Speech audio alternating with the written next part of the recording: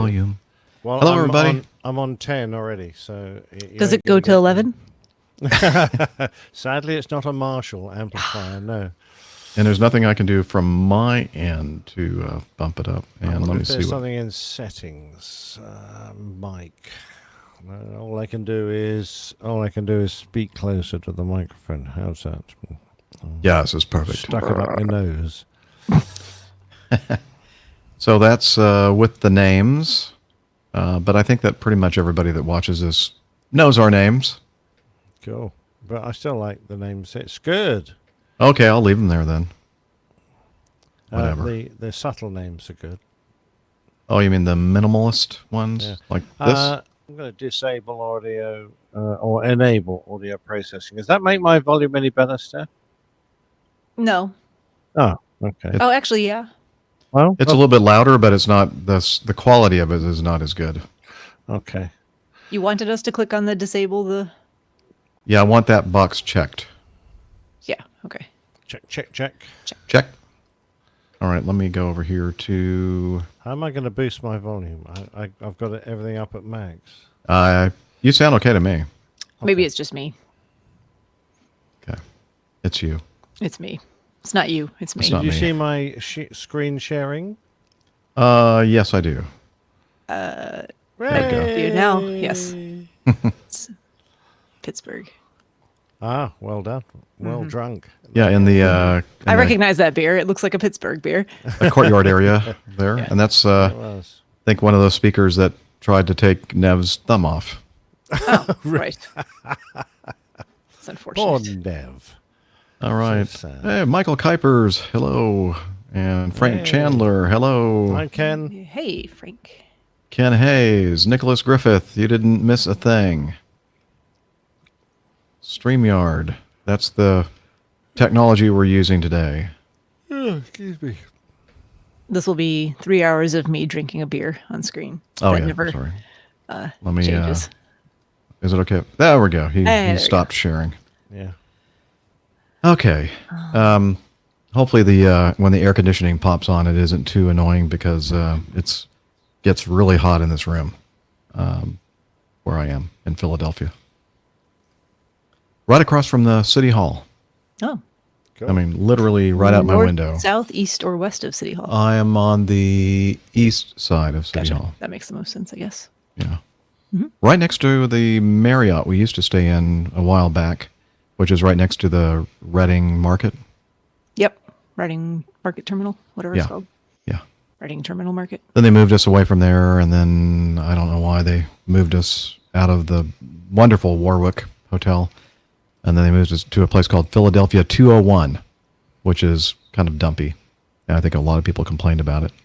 So now we're here at the Residence Inn. I don't know if this is a permanent thing or just a temporary thing. Okay. Let's see. Sneeze. Okay.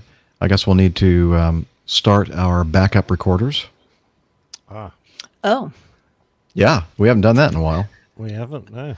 Let me see if Audio Hijack wants to update. Okay.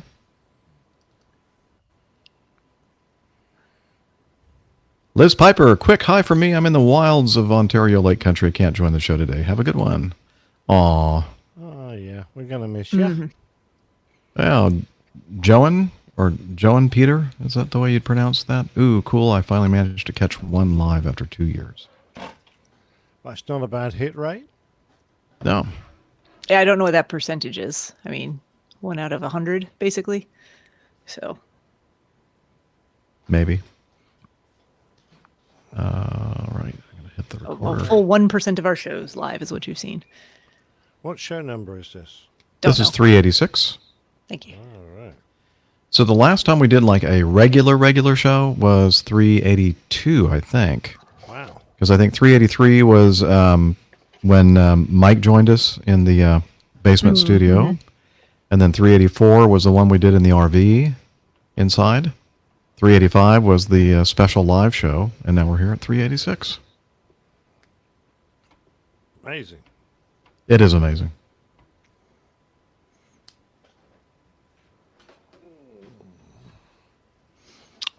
Okay. I don't. Okay, we see that Nick has his clapboard. I'm ready. Oh. I'm ready. Hard not to know it. What made you think that, Jeff? Okay, so let's go. 3, 2, 1. All right, it's a wrap. You said 3, 2, 1, and then I did mine, and then there was a giant delay, and then you guys clapped. No. Yeah. Mine was first, and then there was the delay with yours. How can that be? I don't know. It's audio voodoo. Voodoo was an aeroplane that the Canadians flew with a unguided nuclear missile on board that they used to launch at enemy aircraft. Okay, Called Guinea. if you say so. It was literally it was an unguided nuke that was supposed to burst in front of them and take out the Russian hordes that were coming over the horizon. The Russian what? Hordes. Oh, hordes. Oh, yeah, okay. I definitely misheard that. Didn't hear the first D. time around. Did not hear the D. Just lost in the. What did they have against the I was Russian like, horse? wow, that seems a little extreme. I don't know. I'm sure they would have loved the Russian ladies of the night. They wouldn't want to knock them out. Well, okay. You still go there. Let me do a sound check here. Why did that stop?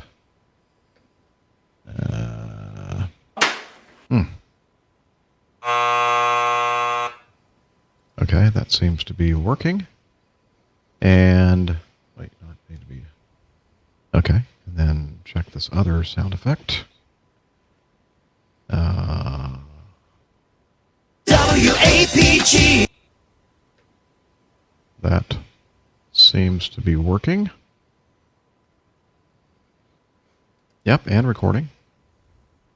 Lovely. Now, when the gate opens up, I hear something. Oh, you know what? It's my laptop that I'm doing the broadcast on. It's cooking a little bit. You're cooking with your laptop? Yeah, I'm cooking with my laptop. What's for dinner? French fries. Oh, French fries. Oh, good. I had a quick cheesesteak for Nice. lunch dinner. And I got some fries with it too. I shouldn't have, but I did. Question Okay. mark. Did you go with the long Captain Craig or the shorter Captain Craig? Because it currently says 1216, which is the long Captain Craig. Well, I didn't change that. That's what Liz does. So Okay. I'll go with the shorter one. Yeah. The edited one. Ever so slightly. Just Yeah. took out ums and ahs. Just took out 3 minutes of ums and ahs. Okay. Let's see. So I'm sure Craig won't even listen to this, but Craig, you need to stop umming and ahhing, mate. Oh, I do it too. So. So, and yeah. Okay. Yeah. Yeah. The only slight anomaly, by the way, is that the show notes have all the news items correctly letterized, A to G. But when I open up the tabs, they're the old ones, which goes to K. Yeah, well, I didn't have time to fix all that. Oh, okay. So, But do you think this is some sort of professional operation here? yeah. Come I mean, on. I don't know what the point would be to go in there and change it just every when- single time. You could do when that. you Go say- to A, B, go, D. go to Evernote right now F. and change the titles of them all in the news. It's a bit late now. H. It's just Well, when yeah, you say but- let's go to D, I look at the tab I've opened for D and click on it, and it I'll tell you what I'll do then. Disregard any of those, and when you open up the tab, it's going to have whatever is in Evernote, right, as a title. Uh-huh. So I'll just say, let's go to item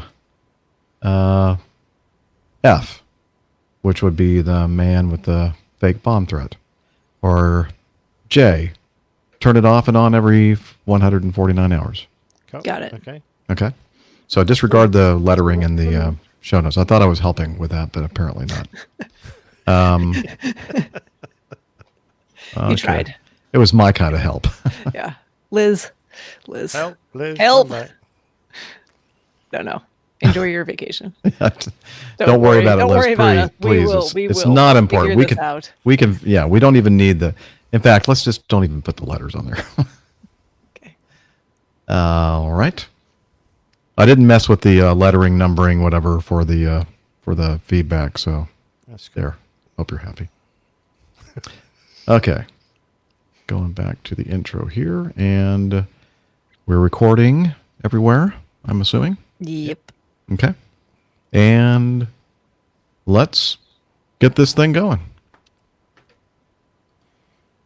WAPG, it's the Airline Pilot Guy. Airline Pilot Guy episode 386. Yeah, he's up in the sky. It's the Airline Pilot Guy. Hello, you're listening to the Airline Pilot Guy show, the view from our side of the cockpit door, with your host Captain Jeff broadcasting live from Studio 4K at the Residence Inn in Philadelphia. Today's show is recorded on the 8th of August, 2019. Yeah, he's up in the sky. It's the Airline Pilot Guy. Picture light and he's flying by with the Airline Pilot Guy.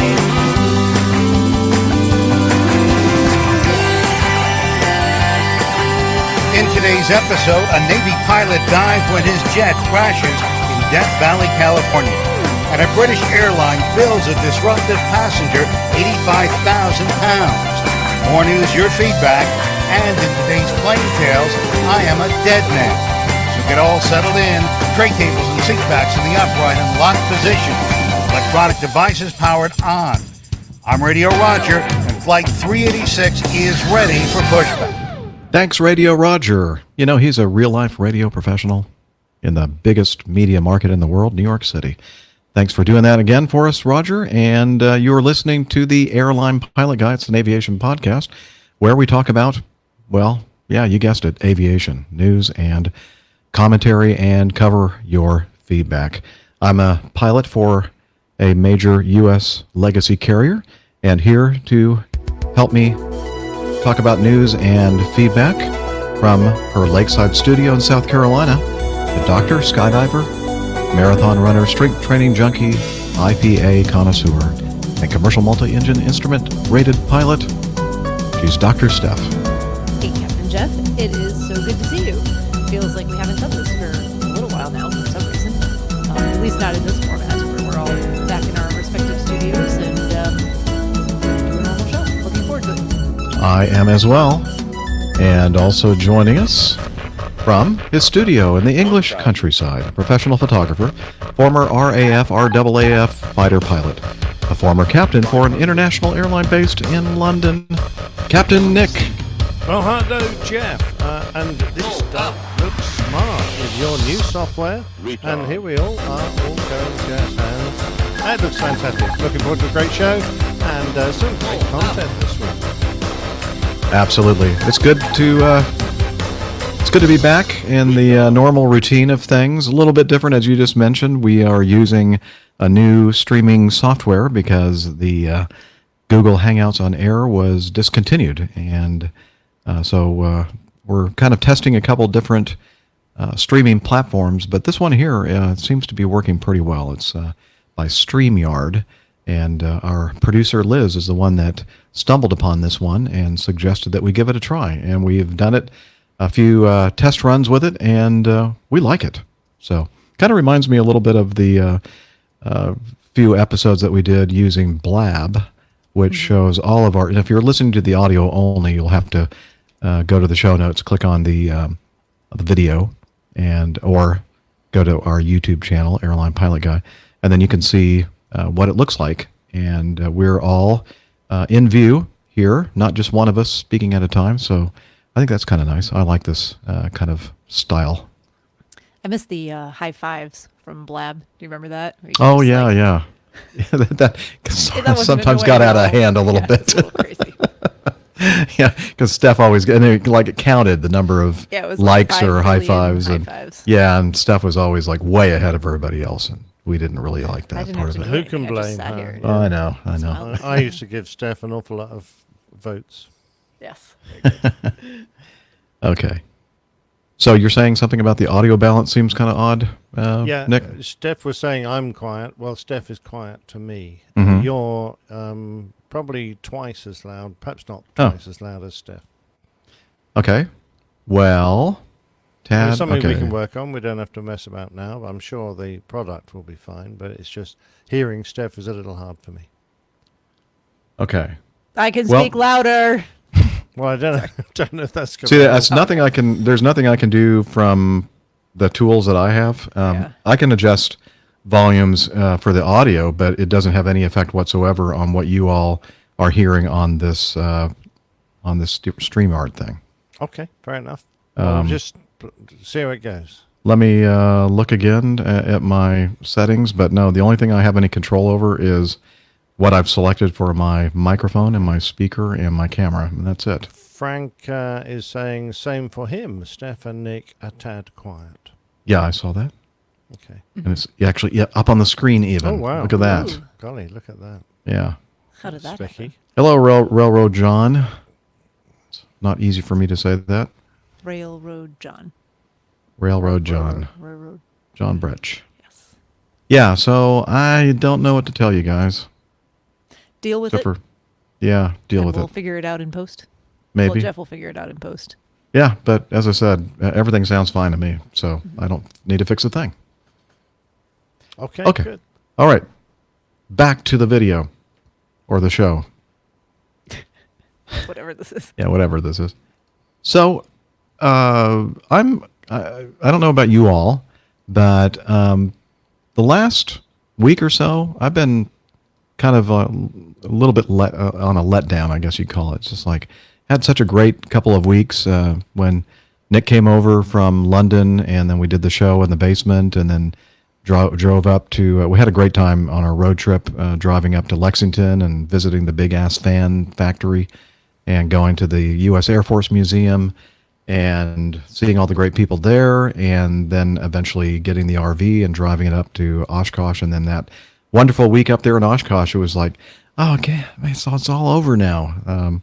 Can't wait to do it again. But how are you all feeling? Oh, very much the same. Yeah, I got back, and all of a sudden it was back to normality with a big bump. No more, rocking up and drinking lots of beer with friends and dashing around the air show. No more sitting down yakking for hours on end as we drove our way from city to city, and having a lot of laughs on the road, and meeting some interesting people, very interesting people, and staying in some very interesting places. I love some of those. It was great. So yeah, it's always a shame when something as fun as that comes to an end. Yeah, How about I agree. I don't know that I had much time to feel like I was on a letdown like that because it was just right back straight into work, and I've been super busy as usual doing all of that. So Right. just smacked back into normal life, and it was nice to have the week off. I mean, it was usually I feel like on vacation I'm trying to hit so many different places all at once. It was nice just to be in one spot and have everyone there, and the added bonus of it being just Oshkosh and just super amazing. I don't even have the right words for what Oshkosh is. It's crazy, just the scope of it, the amount of aircraft that are there, the amount of people that are there, the air shows that go on, the workshops, the talks, everything was just amazing. So yeah, a little bummed not to have that go on just all the time. I could just live that way, but not really. That would become the new normal? Probably not. Yeah, I could have that just be the new normal. That's fine. Yeah. Well, It was. Oh, I'm sorry. I said I could live out of an RV and just That might get a little old after a while. drink beer and hang out with friends and talk airplanes. Well, when it got old, you could drive your RV to other friends. And That's There right. you go. there you go. I was going to say something. I just don't remember what it was. Sorry. I definitely. Oh, no. I know what it was. I was going to say, I kind of felt the same way. It was kind of nice to be home and sleep in my own bed, but I only did that for one night because I noticed I was looking at the Acme scheduling app or thing that we use to see what's going on as far as trip coverage and that kind of thing. I had the week off, and I was not in a big hurry to go out and start flying again. But I did notice that they were starting to, because of the staffing levels and some thunderstorms and that kind of thing, they were handing out green slips, which is double time flying, and not double time flying, double pay flying. And I ended up snagging a 4-day trip. So Wow. that worked out pretty well. Sounds very lucrative. Yes. Yes. So Fill the piggy bank back up after you spend all Yeah. your on vacation, right? depleted a little bit, so it all definitely helps. But anyway, Well, I came back with a big rash as well. Excuse me. With a rash? I'm sorry. A big rush. Oh, I thought you said rash too. like they make I'm noise sorry. for that, I'm sure. I hope I didn't touch anything he was Woods of touching. Wisconsin. No, a few mozzie bites, but no, I straight back into doing all the things I normally do, but everything had backed up, of course. So, having skipped a couple of weeks, it's not like that time just disappears. All the things you were normally doing are now compressed into the very short time after. So, I've done a bunch of photo shoots and been working very hard to get those photographs out. Working extremely hard to process all the pictures that I had taken at Oshkosh, and I've only put a fraction of them out on the social medias.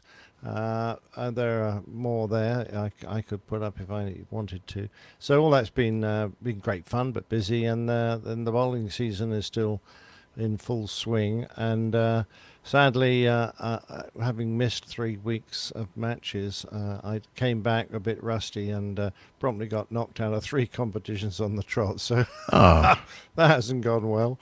But there you go. That's life. I don't mind. Hey, I have some advice for you.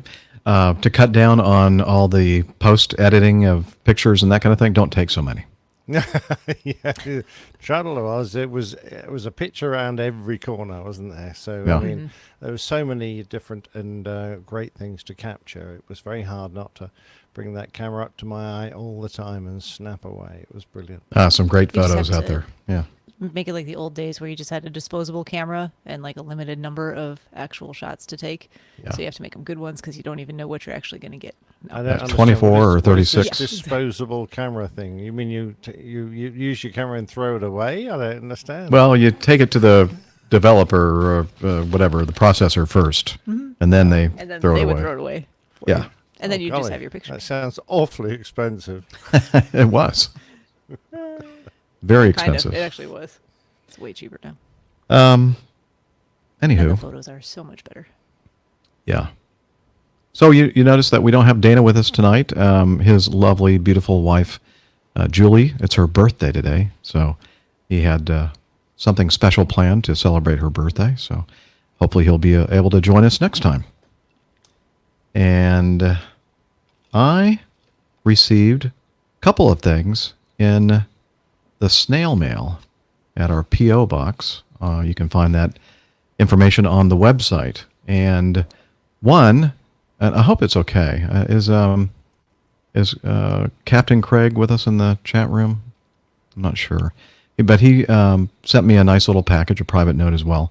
It was a picture history book of Acme Airlines. And I'll read a little bit of his note here. It says, Captain Jeff, first of all, thank you. Thank you for being an inspiration to me and many others in the APG community. I first started to listen to Catholic Pilot, which was his first podcast listening experience. After earning my private pilot certificate in the summer of 2013, I worked my way all the way through the podcast to help learn more about the industry.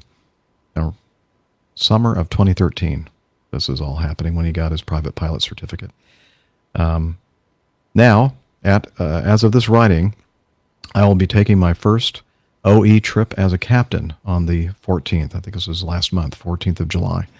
Thanks to you and Captain Nick for being great role models for us young pups. I know you just about have little to no listeners. Oh, I know you jest about having little to no listeners and barely maintaining 50% accuracy. But for me, and I'm sure many others, you have been very influential.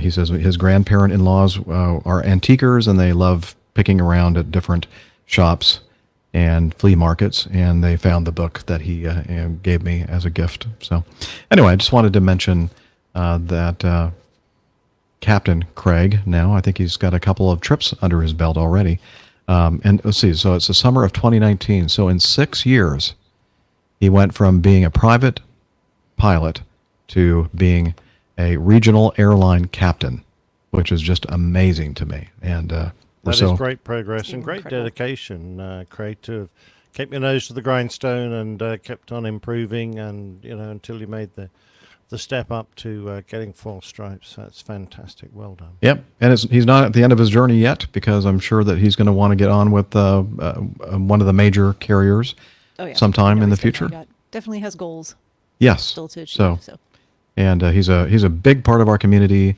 and we love him very much. And thank you for. I'm glad that we could be a positive influence to you and to others out there. And it just a note like that really means a lot to us. So Absolutely. thank you. Yeah, thanks. Also, now several times, Nick, during this 2-week road trip and Oshkosh thing, you would come up to me, like behind me, and I don't want to go into too many risque details, but I'd hear I'd hear a sound. Steph's going, uh oh. I'm still in the package, but I'd hear this sound. Oh, I got to take it out. what? Hang on. So confused. You mind if I? If you do, You mind if I whip this thing out? I am also confused and a little bit terrified of what might be coming. Okay, here we go. And I'd hear a sound. I'd hear Nick coming near me, and I hear this. You hear that? Yep. Yeah. I hear that. It's a challenge coin, and several people have given us several of these individual coins. I guess the thing is, you have to actually have these things on your person when a person like Nick comes up and and guess what? If I can't produce the challenge coin, because he's challenging me to show him that I have this coin in my pocket, well, then I owe him a beer, and apparently I owe Nick a lot of beer. But even the bloke that gave us some of those coins, Armando, he gave us all a coin, a special engraved one. He couldn't produce his own. Yes, that's happened a couple times between me and Armando. Armando, There I think you you go. owe me some beers. Right. well, these are heavy. I mean, keep it in my wallet. they're you really go. heavy. This is what the little coin pocket on your jeans is made for, to keep Uh, the my- challenge coin in. My pants would fall off if I carried all It these fits in my challenge wallet coins. right next to my tile thing, so that I can locate my wallet if I happen to misplace it. Maybe I just Well- need to get a special challenge coin wallet. I think what we probably need is an APG challenge coin, and that's the Ooh. one that we challenge each other with, Yes, I rather think than so. other people's challenge coins. Okay, well, I'll leave you in charge of that. So, anyway, I received this from, and we've received gifts from Mike Cochran in the past. You know, those really nice Yeti Yeah. insulated mugs that you see quite often at meetups.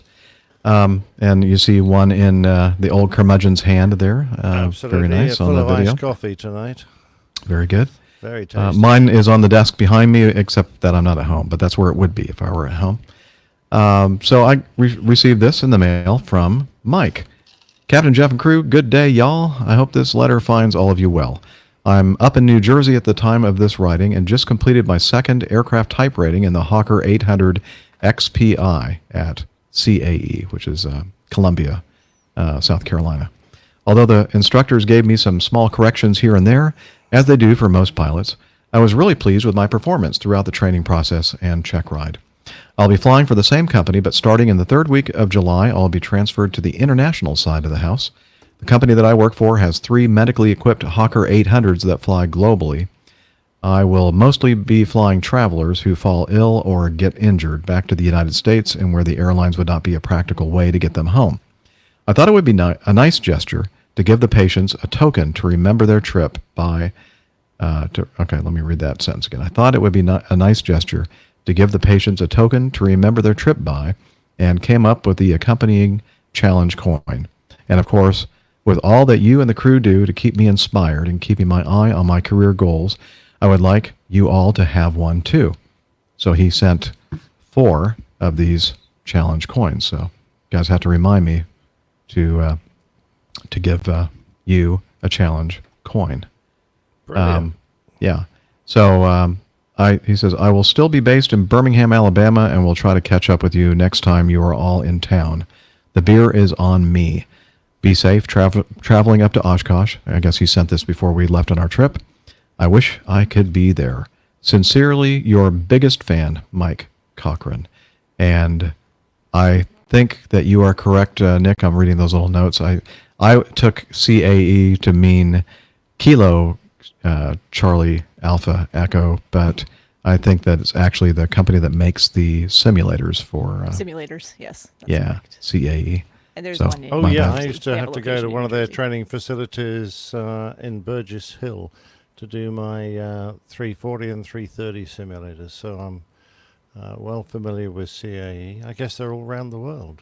Yeah. They are. And we dipped down below that 50% thing, but I think was just thank you for trying to bring you right getting back up there, there. Jeff. Thank you. Yeah. Can I? Have you got the coin? Can I see? Yeah. Can I see one? Okay. that Let's see. It says AirMed International. Oh Ooh. wow. Very Oh, yes, colorful. I don't know if you're yeah. getting the Oh, yeah. full color Yeah, there on yeah, that. yeah.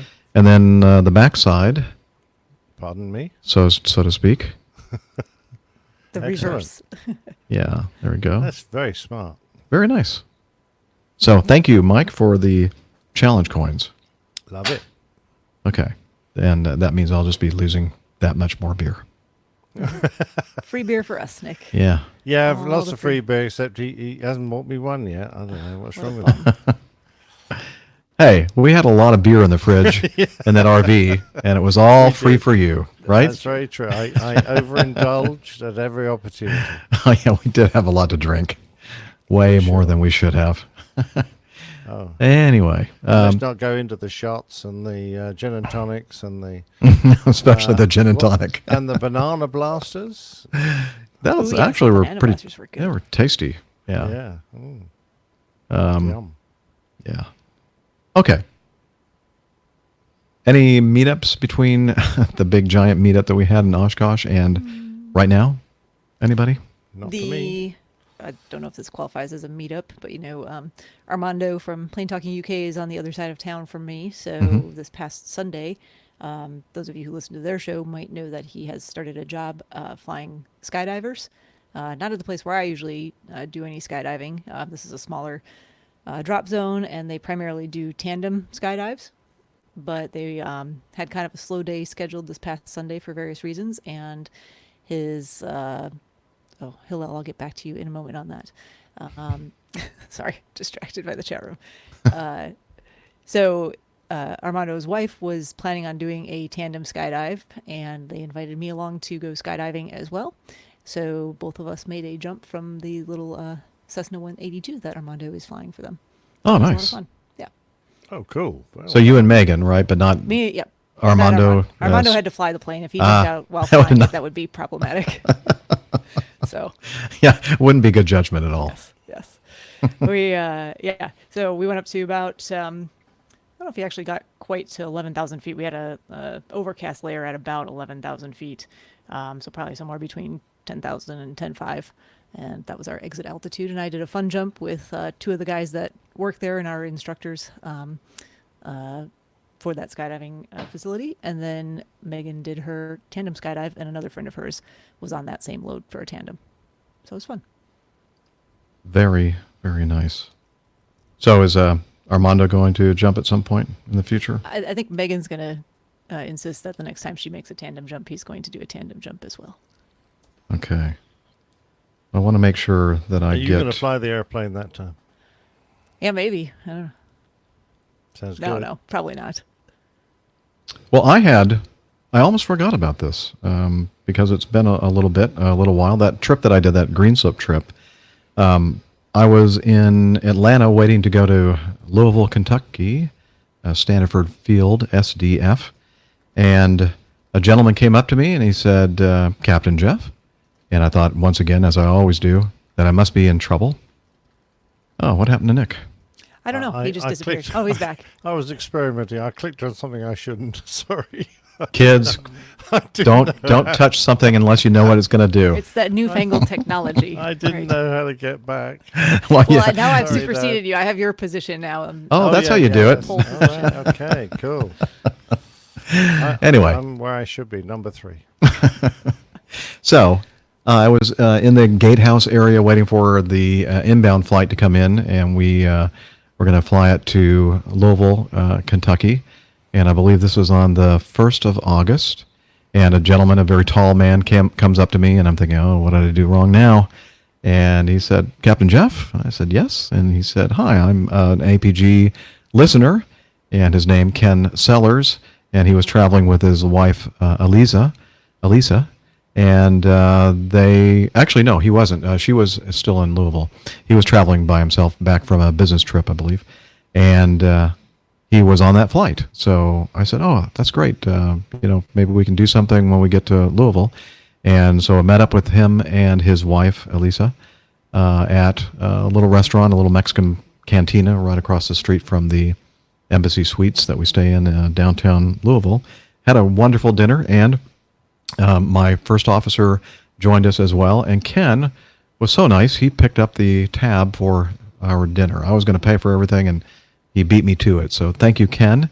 It was very nice meeting you and your wife, and hope to have some more meetups with you in the future. He has a Cessna Cardinal, non-RG, based in, I think, nice. Bowman Field or something like that in the Louisville area. So a very, very nice time discussing aviation and such. And so I wanted to mention that. As I said, I almost forgot. I'm thinking, wait a minute, it seems like I had a meetup, but it wasn't a planned one. It was just a spur-of-the-moment thing. In fact, he was sitting in first class and didn't have a chance to say goodbye to Ken because the APU was not working on the airplane, and I basically said, we're going to keep the one engine running until they connect external air because it was very warm outside. And so had the door, because the engine's still running, we're not allowed to open up the door to say goodbye until everything's shut down and we've run our shutdown checklist. And so when all that happened, he was one of the first to get off the airplane. And by the time we were finally off the airplane, I was looking around and didn't see him. And luckily he knew where we laid over. And I wasn't sure I was going to see him because I didn't have his, I didn't think to get his telephone number or anything. And when we got together, the first officer and I, to grab a bite to eat, he, Ken, and his wife were there in the hotel lobby and worked out perfectly. So that's my story. Fabulous. Where did you go to eat? Somewhere nice? That was just a little Mexican cantina right across the street from. Oh, that was when you took yourself out of the out of the show. Yes. You probably didn't hear me talking about that. Yeah, it was a little Mexican place. Cool. Pretty good. Sounds really nice. Yeah. I love those unplanned meetups. Yeah, me too. Things. Honestly, I didn't. I picked it up last minute, and I was thinking it would be, especially after 10 days at Oshkosh and all the other meetups in the last, the preceding 2 weeks, I was not really thinking that, doing a like a planned meetup was in the cards, and I just wanted to kind of go and relax and have a regular layover. And I got a chance to do that the day before. We ended up getting into Greensboro late at night, and we were there in Greensboro all day the next day. And Greensboro, by the way, is very close to this airport called Triad, and we all know some folks that are air traffic controllers there. And one air traffic controller that some of us have met and know very well was working the radar that night when we came in. I guess it was about 11:30ish at night, something like that. And so that was kind of fun to be told what to do by this young man. Got bossed around a little bit. Yeah, I did. Yeah. I did. He helped us get set up for a visual approach, and worked out well. We didn't crash, so that's a good thing. Perfect. Was that down to him? I think so, yeah. If it hadn't been for him, who knows, really. Oh, yeah, of course. Absolutely. All right, so I guess a couple things happened on that trip now that I'm kind of rattling the cobwebs of my brain. And this trip so far has been very uneventful, which is the way I like it. It's a 4-day trip. We're on day 3. One leg, one and done tomorrow morning from Philadelphia back to Atlanta, then off for the weekend. So there you have it. Looks like you must be experiencing an earthquake or something, Nick. It looks like the whole room's shaking or something. I didn't realize that England was prone to earthquakes. I'm just playing. Oh, God, here we go again. Oh, no. Oh, no. Oh, no. Oh, let me guess. You're using eyeglasses? I was just centering my screen. Okay. And by centering, you were like focused on your bookshelves over there for a while. Like Well, really I was- zoomed in. I was showing us everyone my big ass. I've got 2 big asses. This is, He's talking about these little donkeys, this folks. is one. And I have come back, and one of my big asses has my Oshkosh windsock on it. Oh. Have you spotted mine? It's lurking Your big ass. Oh, I do see it back there in the background. next to right. the Chihuahua from Yeah. which Van Ram brought that? No, I can't remember. Oh my gosh. Probably Can't wait. Tim. Tim. Yeah.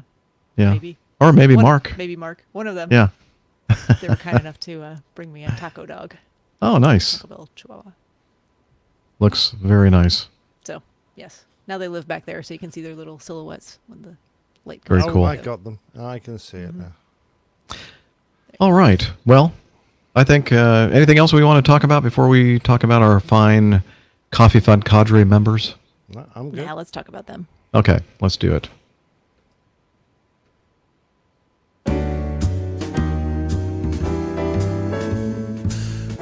Johnny, how much more coffee? No thanks.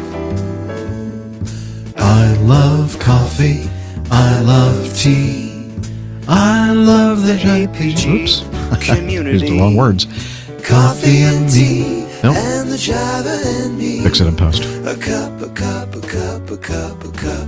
Okay, the Coffee Fund is your way to help us financially. And we have a lot of you out there, listeners, that want to feel like they own part of this operation for some reason. I don't know why they would want to, but we're glad that they do want to do that. And it's called the Coffee Fund. And to join it, you go over to airlinepilotguy.com/coffee, and you can learn all about how to become a Coffee Fund cadre member. We turn down the volume a little bit. Here we go. Since it's been several episodes actually since I've mentioned those who have contributed to our show. Let's start with the Patreon way of contributing. Again, that's Patreon. You can become a patron of the show by specifying a certain amount per episode. And I'm going back quite a ways, sometime in mid-July. So here we go. We have several new producers: Colton Norman, Aaron Kiefer, H.H., Mario Barboza, Nick Wilson, John Feldman, Jazz B, Jose Quezada, Patrick Bliss, and Eric Wolf. Actually, he's been a member of our cadre for a little bit, but he doubled his patronage, and so we went from $1 to $2 per episode. So thank you, Eric, and all of you new producers. Next level is the executive producer level, $5 or more per episode, and we have 3 new ones here: Chris Knight, Nathan Brookfield, and Daniel Thepper. And we have 2 new assistant senior executive producers, and that's the $10 per episode level or more. And you'll remember this gentleman, I think both Steph and Nick, remember the guy we're with at the seaplane base? Tim Qualls from I do. Arkansas? Yeah. Oh, from yeah, most Arkansas. certainly. Yes. Great And guy. And Great he is, guy. Loved his yeah, he's a- moustache. mustache. Yeah, Yeah. the mustache was the best.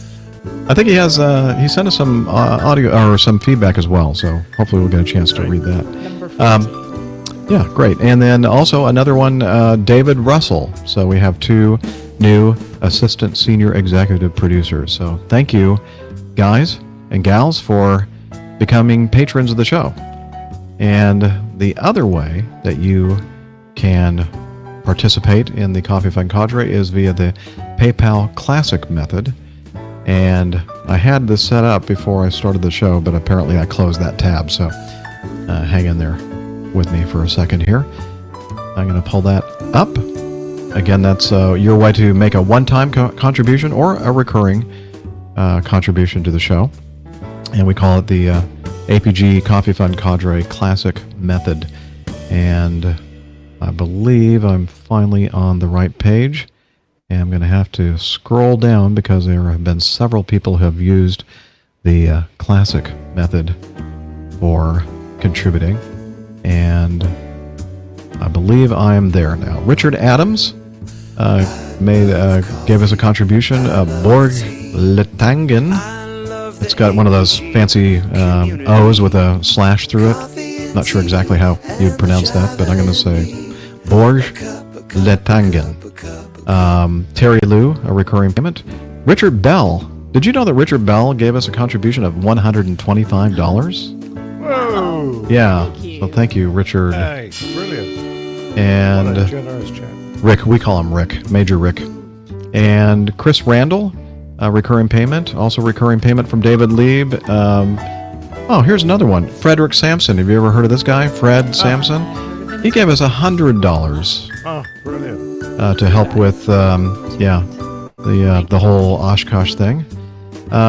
Hillel gave us a nice contribution as well. Thank you, Helen. He was Actually, in the chat room a minute ago. He is, and it sounds like maybe we'll have a meetup this weekend. So oh, sweet. see you then, hello. Let's see. These two were PayPal here. Those were for the shirts. Randy Ward, Vignir Ornguanison. Nailed it. Yeah, thank you. Jason Kuntz, Armando Carrion, a $50 contribution from Armando.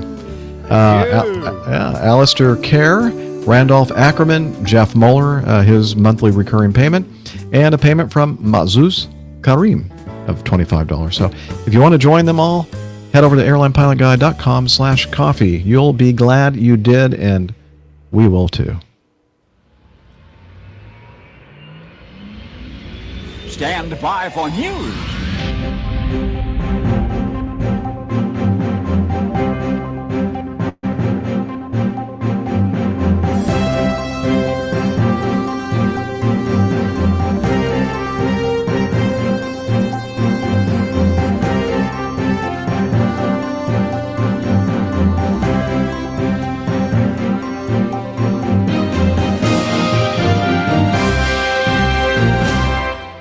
Okay, the headline from theweek.com, or actually aerotime.aero.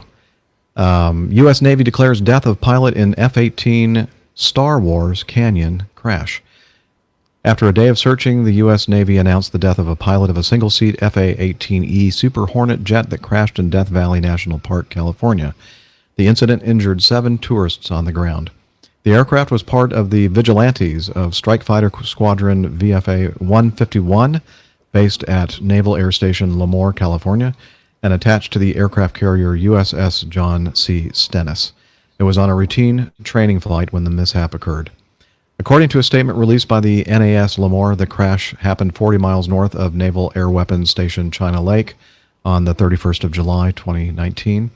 The 7 people injured on the ground were French tourists, all members of the same family. Here's a quote from someone there at the crash. We were in front of the valley and the planes crashed around 50 meters from us.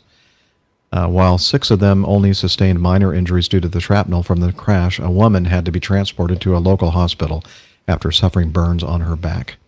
A search operation was started to retrieve the pilot. A witness said to the Associated Press that he did not see any sign of an ejection. On August 1st, 2019, Navy spokesperson Lydia Bach announced the death of the pilot. An investigation into the cause of the incident has been opened. The crash happened near one of the most famous plane spotting locations in the United States, the Rainbow Canyon. It is popularly referred to as the Star Wars Canyon due to its resemblance to the fictional planet of Tatooine, or to the maneuvers of the pilots, which remind some that can be seen in the movie. This place is especially popular among tourists and aviation enthusiasts, as it allows them to observe flights of military aircraft at an exceptionally low altitude. The United States Air Force even refers to it as the Jedi Transition in its official documentation. And then in the show notes, we'll include a link to this PDF, which is actually the official documentation of this transition, our 2508 Complex User's Handbook. So you can take a gander at that if you'd like. Some are speculating that perhaps this very experienced Navy fighter pilot perhaps experienced a G loss of consciousness, G-lock, because it is pretty aggressive maneuvering to get yourself a pretty tight turn and a very steep dive, and a lot of G-forces involved to get the airplane situated into the canyon at the beginning of the run. But as I said, nobody really knows at this point. It's just all speculation. It is, but I'm going to be a bit of a killjoy here and say there are a few places in the world where aircraft are regularly photographed doing fairly dramatic things. There's the famous Mac Loop in Wales, which is one of the, it's not as dramatic, I suspect, as this canyon, but it's a nice series of valleys that is a great training area for military pilots in the UK. This is obviously one in the States. There's a couple of airfields where even civil airliners can make approaches that bring them extremely close to the general public, and they're frequently photographed doing that. And my word of caution is that pilots can sometimes be tempted to fly the aircraft perhaps a little lower, a little faster, a little more impressively than they would normally consider doing, knowing that they're there in the public's eye and they're likely to get some very impressive photographs as a result. And my word of caution is nothing is worth risking your life for, certainly not a photograph on social media. And I'm praying that that's not the case with this particular accident. I really am. And for those guys who do partake in making approaches into those situations or flying around these various training valleys or good valleys for training, an old man here sitting going, please don't make a mess of it. One, it could be appalling for you, your family, and even if you survive, then there's your career to consider, as well as the people on the ground. And pressing to test is just not worth it. No, it's not. Of course, it could have been a mechanical issue. It may have been some other. That was the cause. Exactly right. But I'm just saying that it's a coincidence. It could well be just a coincidence. Could be. Yeah. All right. Well, as soon as we find out something about it, we'll certainly talk about it on our show. In the meantime, though.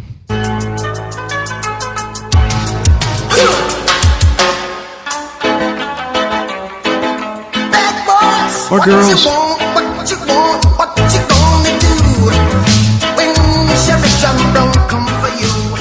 All right. This happened at Stansted Airport some time ago. Steph, you want to talk about it, or you want me to go with I it? would be happy to. Okay. So this is from the BBC News, and this is a woman who allegedly caused a flight to be diverted due to extremely disruptive behavior, in quotes, has been given an £85,000 bill by an airline. The flight to Dalaman in Turkey was redirected back to Stansted Airport on the 22nd of June, so a couple months ago. A 25-year-old woman from Maidenhead in Berkshire was arrested on suspicion of common assault, criminal damage, and endangering an aircraft. Airline Jet 2 said she had been billed £85,000 and given a lifetime ban. The woman attempted to open the aircraft doors during the flight and displayed a catalog of aggressive, abusive, and dangerous behavior before being restrained by staff and passengers, according to the airline. Steve, how do you say that name? Heapy, yeah. Chief executive of Jet 2 said that her behavior had been one of the most serious cases the airline had experienced. He said she must now face up to the consequences of her actions, and we will vigorously pursue to recover the costs that we incurred as a result of this divert, as we do with all of our disruptive passengers. The flight was escorted into land by RAF Typhoon jets, with residents reporting their houses shaking due to a sonic boom. Boom. Okay. Boom, boom, and shake the room. Yeah, of course, military aircraft are usually given permission to go supersonic overland, something that's not normally occurs when they're positioning themselves to intercept an aircraft that they might need to escort. So, yeah, and of course that in itself can cause a lot of damage. Broken a few windows myself, I'm sure. And they hate doing it, I'm sure. Yeah, well, exactly right. We just didn't want to do that. But yeah, £85,000 is a fair whack of your savings. So I've no doubt this lady is now really regretting her actions on that aircraft. I hope so. Yeah, you would hope so. I feel like sometimes people who behave like that don't have the same capacity for regret that perhaps the rest of us might. But Ooh, well said. Yes, good point. Nick, item D, would you like to talk about that one? Yeah, and this is about. You've given it because of the name of the airline, haven't you? No.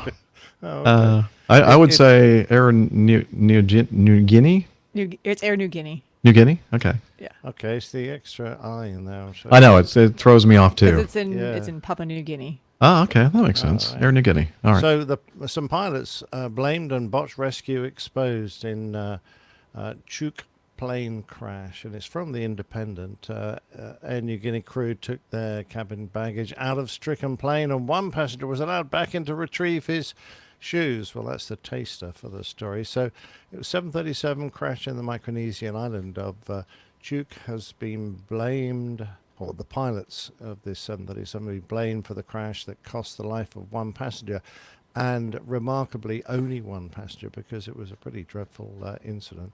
Yeah. It was back in September 2018. Air New Guinea aircraft crashed in a lagoon as it tried to land for an intermediate stop on its journey to Port Moresby.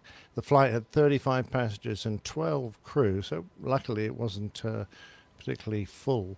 And initially it was believed that all the passengers had survived, but a second search carried out 3 days later by Japanese divers discovered a body. The report by the Papua New Guinea Accident Investigation Commission said the plane landed 1,500 feet short of the runway threshold. The captain and first officer ignored a total of 17 audible warnings that they were flying too low. So the aircraft was doing its best to tell them what they were cocking up, and they appeared to have disregarded. The report says exactly that. The crew seemed to have disregarded and talked over all the caution enunciations. The crew had experienced those type of cautions on previous flights and perceived them as nuisance alerts with no resultant consequence. On their previous flight the day before, the two men had done exactly the same. The flight crew did not take corrective action to bring the aircraft back onto the required flight path. The crew disregarded and continuously talked over the oral alerts. As the plane approached on the day of the crash, both pilots were not situationally aware and did not recognize the developing significant unsafe condition during the approach. The 52-year-old captain was from Papua New Guinea, had 20,000 hours. That's good experience. Mm-hmm. He was at the controls and, according to the report, prepared for landing at an excessively high rate of descent, and the aircraft was increasingly flown below the glide slope in an unstabilized manner. Not good. The Australian first officer, 35-year-old, failed to take control from the captain when it became apparent that the aircraft was in danger. The co-pilot's final words before impact were, "Too low, we're too low, we're too low, we're too low." Well, I suspect if the captain wasn't listening to any of the aircraft's oral warnings, he probably wasn't listening to the first officers either. An engineer was also on the flight deck and filmed the whole descent on his phone. Good Lord. And the passenger who perished was not wearing his seatbelt, which allowed his body to become a projectile, sustaining traumatic head and facial injuries, the report concluded. So what he was doing on approach, not strapped in, I have no idea. Immediately after the crash, there was confusion over what to do. Cabin crew stated during their interviews that during the evacuation, they shouted the word evacuate, but it appeared that some of the passengers did not understand what that meant. They then shouted the phrase "get out" repeatedly, which the passengers appeared to understand and followed. Several of the passengers took their cabin baggage with them. Oh, we've gone over this over and over again. And we're just trying to get the word out, folks. It's an emergency. Get yourself out, your baggage. You can always buy more stuff. Stuff isn't important. So against instructions, one of the members of the cabin crew retrieved a handbag before exiting the aircraft, not setting a very good example. Lovely. Yeah. The loadmaster employed, who was traveling the flight, he carried his backpack, clipboard and shoes off the aircraft, so he obviously wasn't listening either. Astonishingly, U.S. Navy divers who are helping with the rescue allowed a passenger to re-enter the aircraft and move forward to retrieve his shoes. Well, if someone's intent on putting themselves in danger, I'm not quite sure what position the U.S. Navy divers were in to stop him. So that I don't think necessarily the blame can be put on them. The blame is definitely on the individual who wanted to re-enter a sinking aircraft. I quite agree, Jeff. Some cabin crew acted with conspicuous courage, which is more what we like to hear, to rescue passengers. One found a seriously injured passenger underwater in the aisle and lifted him above water level, and with the assistance of another member of cabin crew, hauled him to an overwing exit. Another passenger was found still strapped into his seat and was dragged to the same exit. So excellent job from those. The report says that the report says the Papua New Guinea Civil Aviation Safety Authority did not meet the high standard of evidence-based assessment required for safety assurance, resulting in numerous deficiencies in areas. So it sounds like they weren't being well regulated, this particular airline. Unless action is taken to address the identified safety deficiencies, death or injury might result in future actions. Well, I think they were extremely lucky not to have more deaths and more injuries on this one, because honestly, landing 1,500 feet short of the runway in a lake is usually tantamount to disaster. And it's interestingly, they just happened to mention what relevance this has. I don't know. The aircraft was involved in a ground collision at Jackson International Airport. Well, that doesn't appear to have a lot of relevance, but it was owned by Iceland Air, interestingly. So presumably they had sublet it or something. I'm not quite sure how that happened. But an absolute litany of poor flying skills, poor behavior, poor adherence to regulations and standard procedures, poor flying, poor awareness, lots of poors in there, and not much in the way of redeeming comments in this report. Yeah, when you think about how an emergency of any type should go, say there's been an accident or a crash, even putting aside all of the stuff that led up to that point, nothing quite went right after that either, sounds like, except for luckily there were not a whole lot of just the one fatality.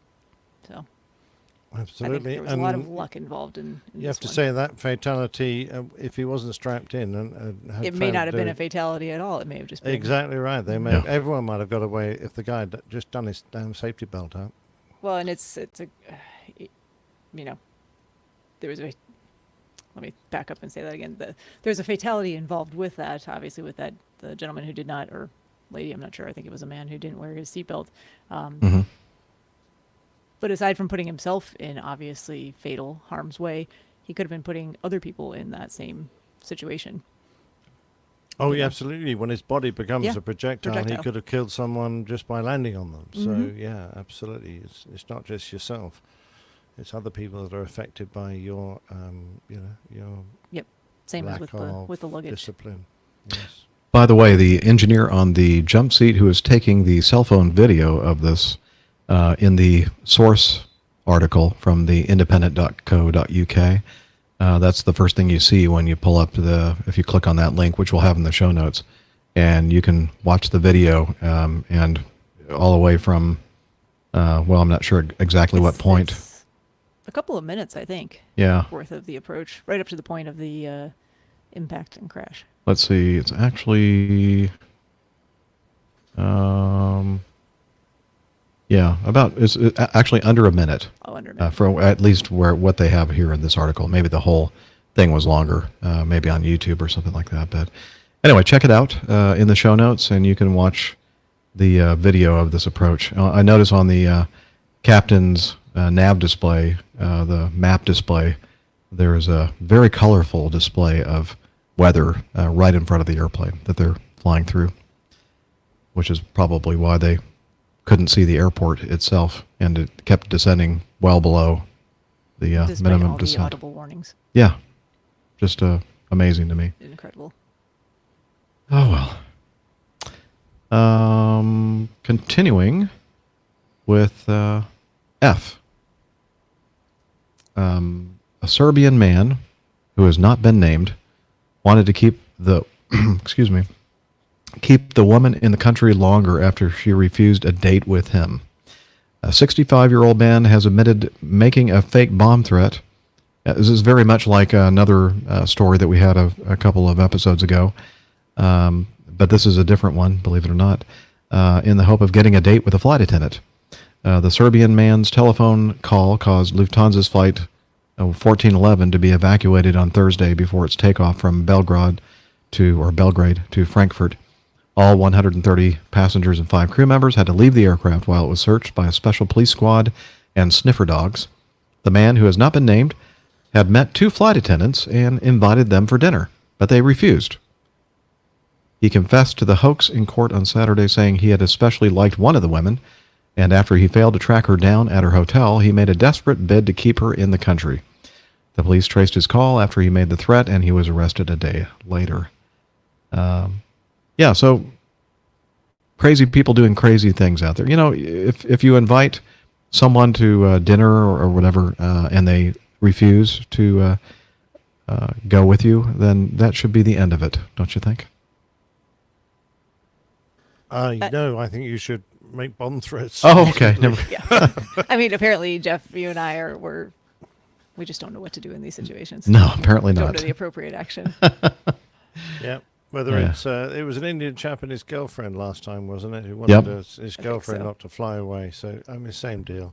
Yeah. And we've had them for exactly that reason on my airline, bomb threats being made because they want an aircraft to just stay on the ground for whatever reason. And it's just sheer stupidity. And, well, send you to jail quite often. Mm-hmm. And it should. Yeah. Yeah. Yeah, the Indian one, didn't the guy get like a 10-year or life sentence? I'm sorry, it was a life sentence. It was a very severe penalty. Yeah.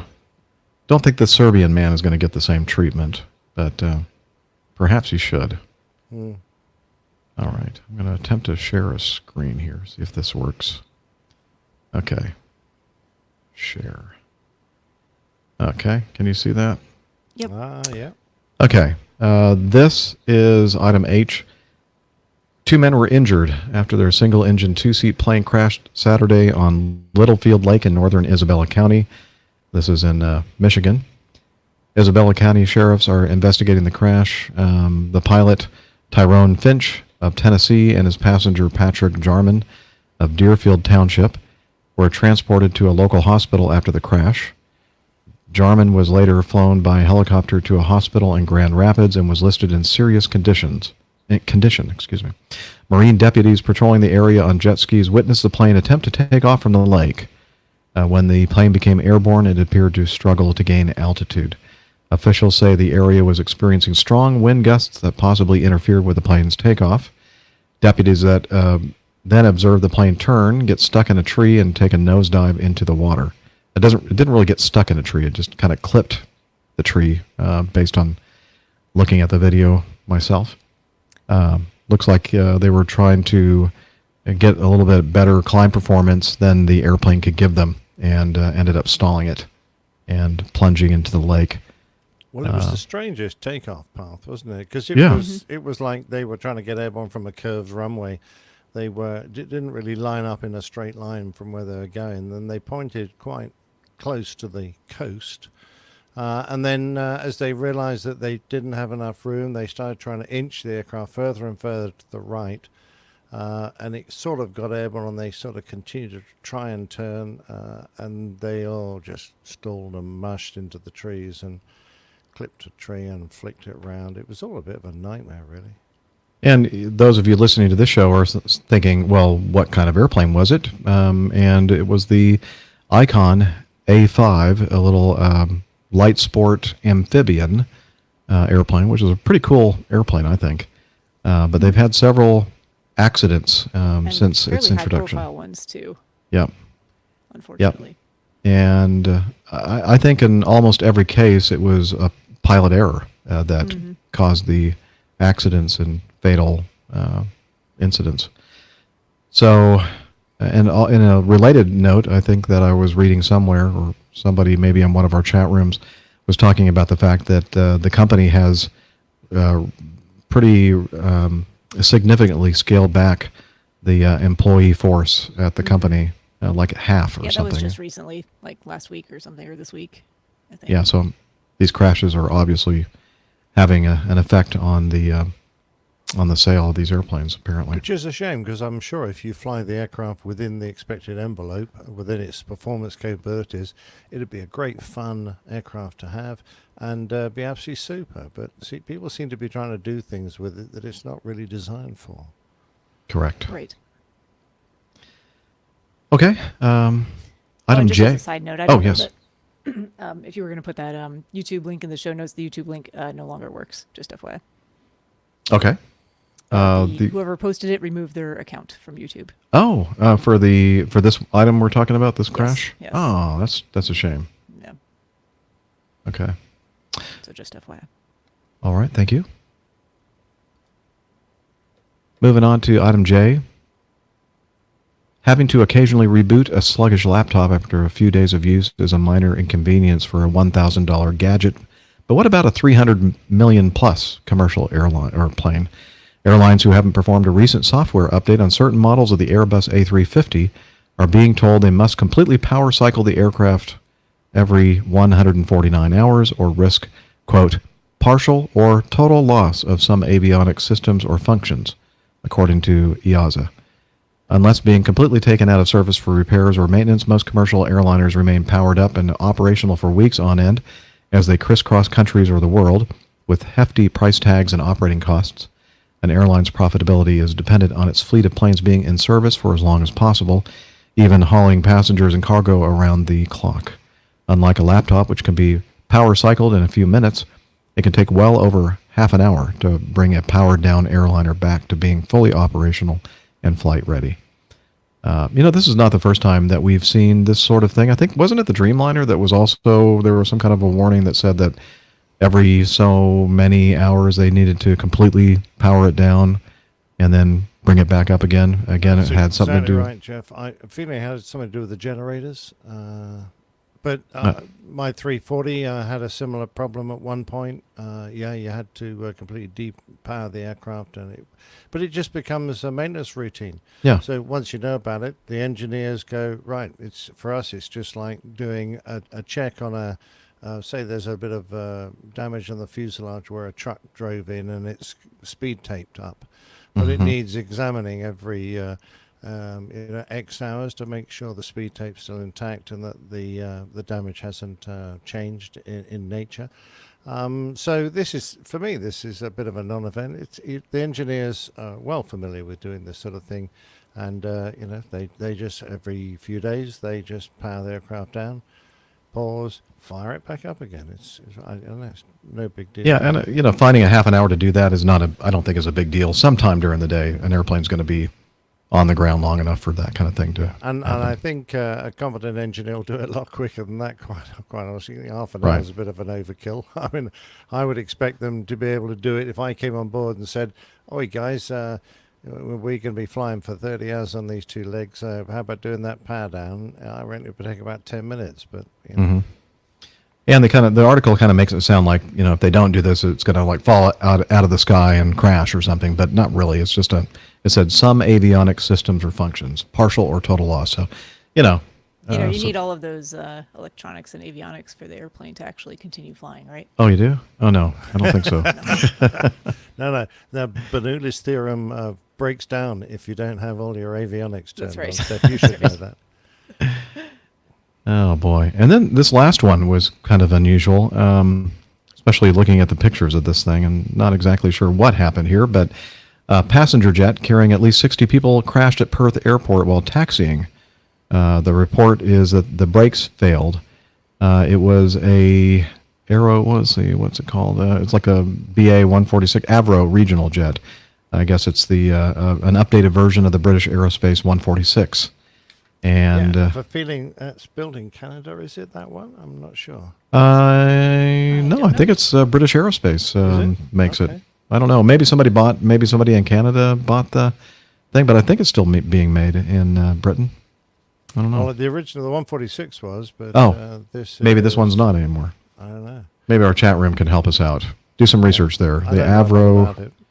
the Avro regional. Regional chat. Yeah. Okay. I'll look. They'll probably beat me to it, but Thank you. The West Australian newspaper, I guess, has reported that passengers said the brakes on the jet failed as it was approaching the terminal, and it rolled and crashed into a lighting structure. They said it was a massive jolt, and were told not to take photos or videos as they left the plane. Yeah, right. Like that's going to stop them. Yeah. Well, somebody did, because we have a nice little picture of this thing. That crashed right into this terminal or some kind of a structure. But Of course, it made me think of a very famous movie. yeah, me too. Airplane. Yes, I know. I was going to blame it on the marshaller, but no, over there. put them over there. Yeah. Oh, brilliant. man. So do we know? You're still trying to figure out where Avro jets are made? Early production were built at Hatfield, which had originally been a de Havilland factory. De Havilland, that's Canadian.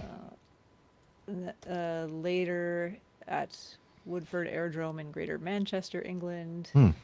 Avro hasn't been made at all since 2001. Yeah. Well, I guess it really doesn't matter, does There it? was a production line in Malaysia. I don't know. Somewhere in the world. Somewhere in the world, they made these airplanes, and then Yes. one made its way to Perth, and then it crashed into a building. Yes. Avro RJ, also BA146. Okay, national origin, United Kingdom. All right. So There you go. it was. It was made in the UK. I'd never heard of it being called the Avro before, but you're quite right. It's the British Aerospace Avro. Oh. Well, I guess it really doesn't matter. Potato. Yeah, we're not really sure exactly whether this was a mechanical malfunction, although that's what they're making it sound like. But yeah, it could have been a human error as well, or combination. Who knows? Okay, that does it for the news folder. Now, let's move on to your feedback.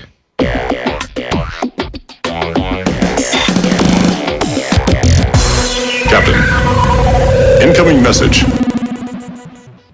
Unless I forgot to do one of the stories, or did I get them all? I think you got them all. Okay, That was good. all. Yep. Does anybody require a physiological break or something? No. I'm sorry, there's 9 minutes of 55 seconds to go. Oh, okay. I'll do mine. Thank you. Okay.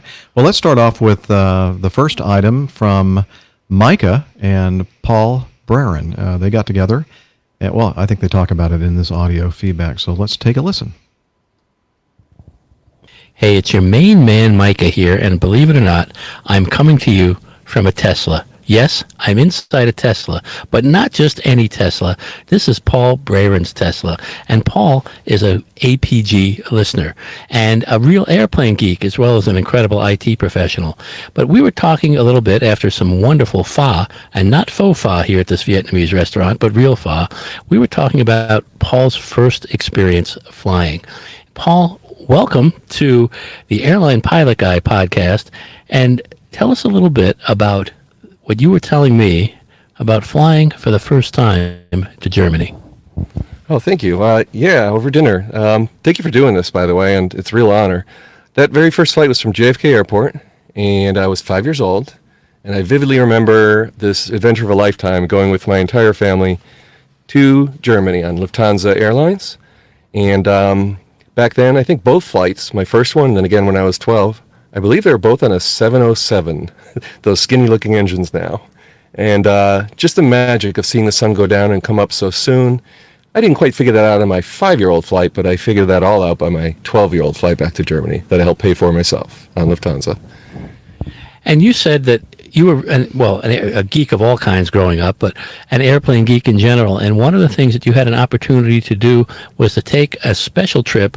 I think it was with your dad. Tell us about your experience seeing the Concorde. Yes, that was actually my grandpa from Queens, New York. And I was visiting for a week, and I begged him if he could drive me to JFK Airport. Not to fly anywhere, which is kind of unusual, just to go watch planes. But I also knew the Concorde was there. And I don't know if we knew the schedule, but we got pretty lucky getting on top of, I believe it was the Pan Am garage. I'm not sure, but I vaguely remember a round garage. Either way, right next to the runway, like remarkably close and incredibly loud. And what do you know? We watched the Concorde taxi out, stick its nose up and lift off and climb at a higher angle than we had ever seen. And the noise and the vibration in our chest was just incredible, life-changing, and he had a grin as well. And that just made it such a special day for me, that he enjoyed it with me and took me to JFK to see that. And boy, I'm glad he did. Well, you talked about the feeling you felt in your chest as it flew over, and I remember seeing Concorde once as well and how incredibly loud it was, and I was inside a terminal at the time. But you must have had that same kind of vibration in your chest and that same kind of feeling when you told me about a situation when you just arrived in Hollywood, Florida. What happened then? Yeah, I was moving my sister-in-law back to Connecticut, driving that U-Haul, but before that was going to begin, I asked, hey, I noticed the space shuttle. I saw it on the launch pad as we were coming in for a landing, and I found out it's taking off in 4 hours. Could I borrow your car and drive up to Cape Canaveral?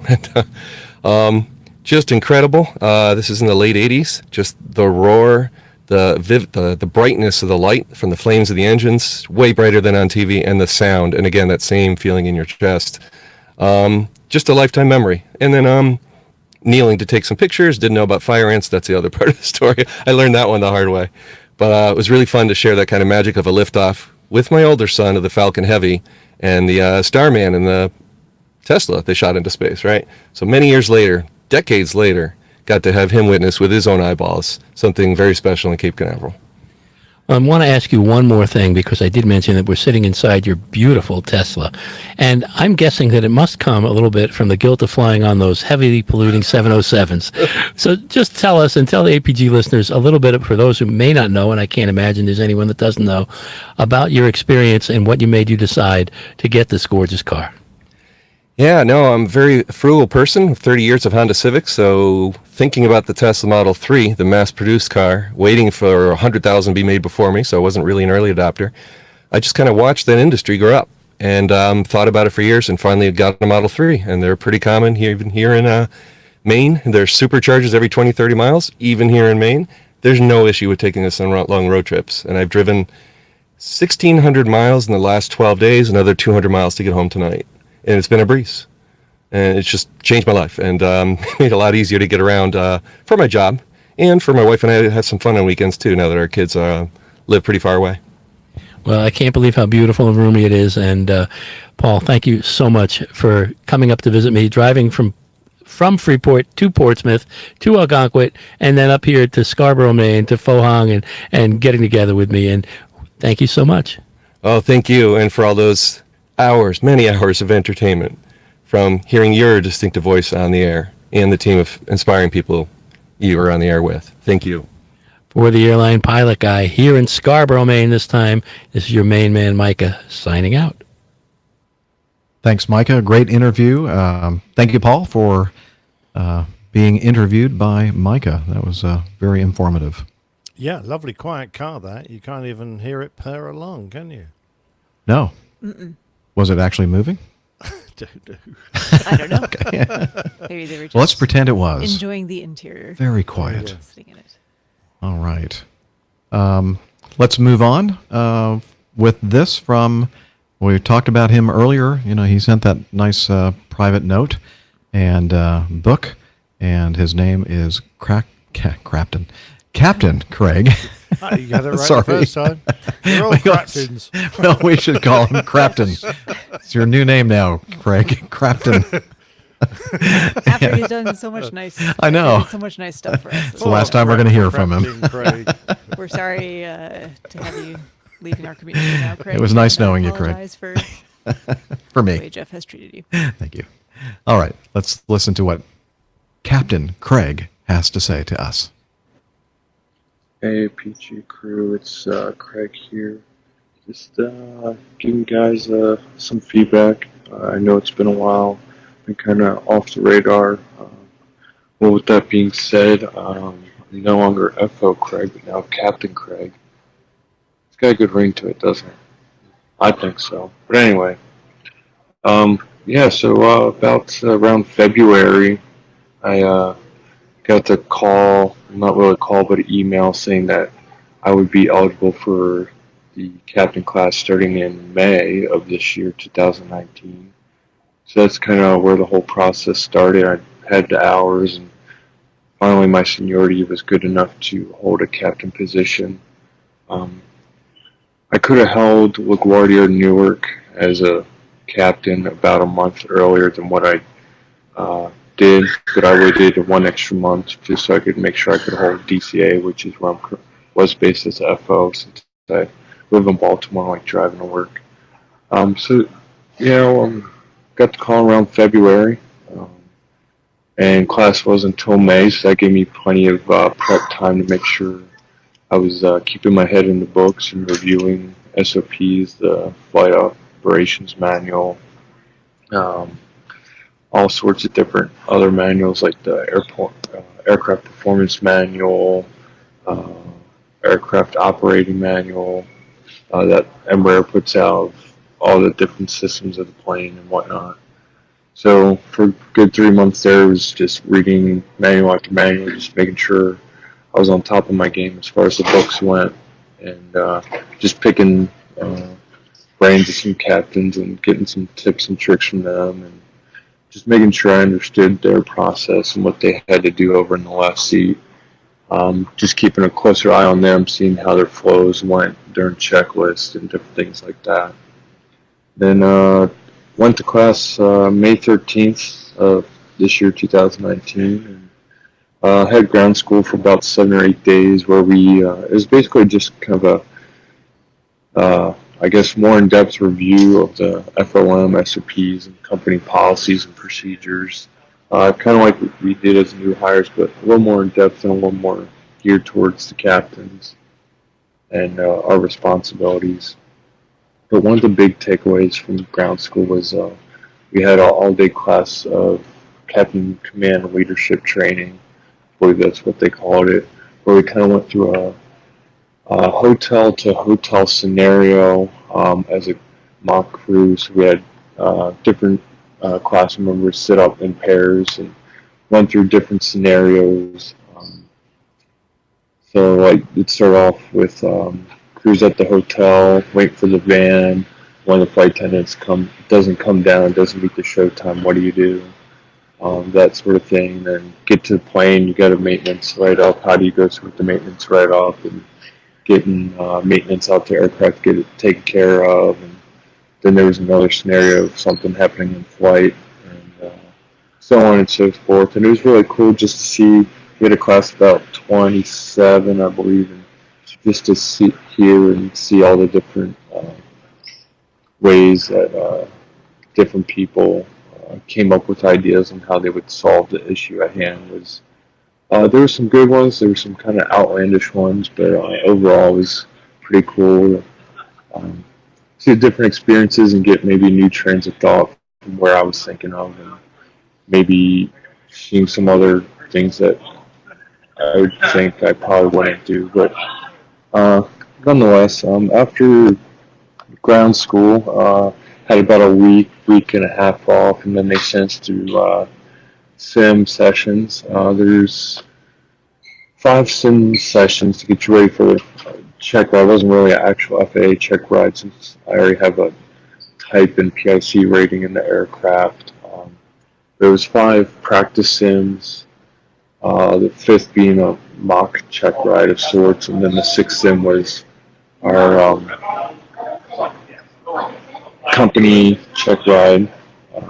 Like I said, it's not an actual FAA check ride. And all the standard things, single engine ILSs, and sorry if you can hear all that. I'm sitting in a medium-sized Midwest airport where a friend Jen works, but unfortunately it's 6:30 in the morning on a Saturday, so I don't think she's here. But anyway, yes, there's the standard stuff in the sim, single engine ILSs, a bunch of emergencies and different things failing and not working.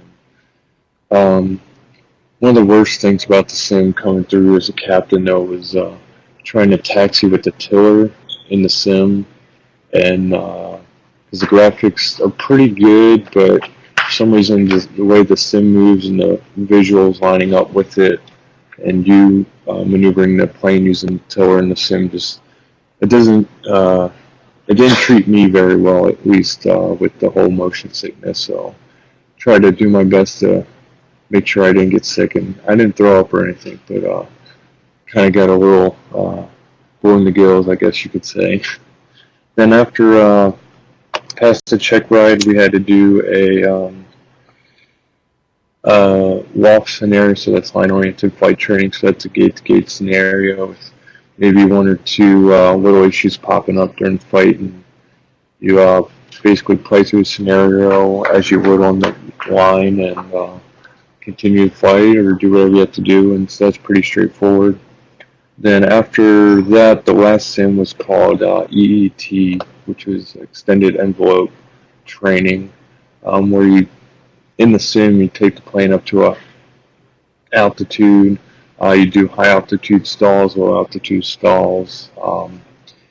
The one that really kind of caught my attention was wake turbulence encounter. I think they put us, I don't know, maybe 3,000 feet on like a base leg or something, saying we were falling like an A380 or something, and put us in a wake turbulence scenario. And that plane flipped right on over, and next thing you know, I was looking at ground, and we were upside down, and you had to get the plane right side up and make sure you didn't exceed any limitations as far as pulling G's or overspeeding the aircraft or anything like that. So that's the one that kind of got my attention. It was a great experience to get to see what that's like and see that a plane still flies and that you can recover from a situation like that. And you might need a change of pants, but once you get a change of pants, you should be all right.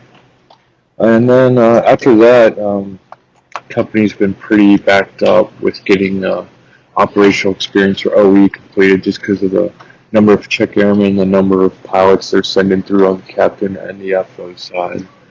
So it took me, I was off for about 4.5 weeks after sim training before I had my first OE trip. And it was good experience. I flew with 2 different captains during my 2 OE trips. We had to complete 25 hours worth of OE and just flew standard company routes with passengers in the back and got experience in the plane, which I hadn't touched for probably 2+ months at that point. Taxiing the plane was a lot easier than I thought it would be. The tiller's very responsive. The Embraer 170, 175, and you can turn on a dime. I'm surprised how tightly of a turn you can get with the 175. It's pretty impressive. And I do have to admit that my first couple landings from the left seat weren't the most beautiful, smooth landings that one would expect from the airline captain, but towards the end of my OE, I was starting to dial it in, and I got my sight picture down, and I started getting those smooth landings in. So the whole captain upgrade process, it was a lot of information, a lot of preparation on my part. There's kind of a rumor going around that there's a lot of captains failing the upgrade, and that was due to a little bit of entitlement from what I was hearing, but the biggest thing was people not being able to be a captain, make decisions, and lead the crew. So that was a big thing that they were harping on during the upgrade, was making sure that you're the captain, you're in command, you make the decisions, and to incorporate other crew members in your decision and follow through with that. And I'm pleased to announce that I am now Captain Craig, and it was a wonderful experience, and I'm looking forward to this next chapter going forward.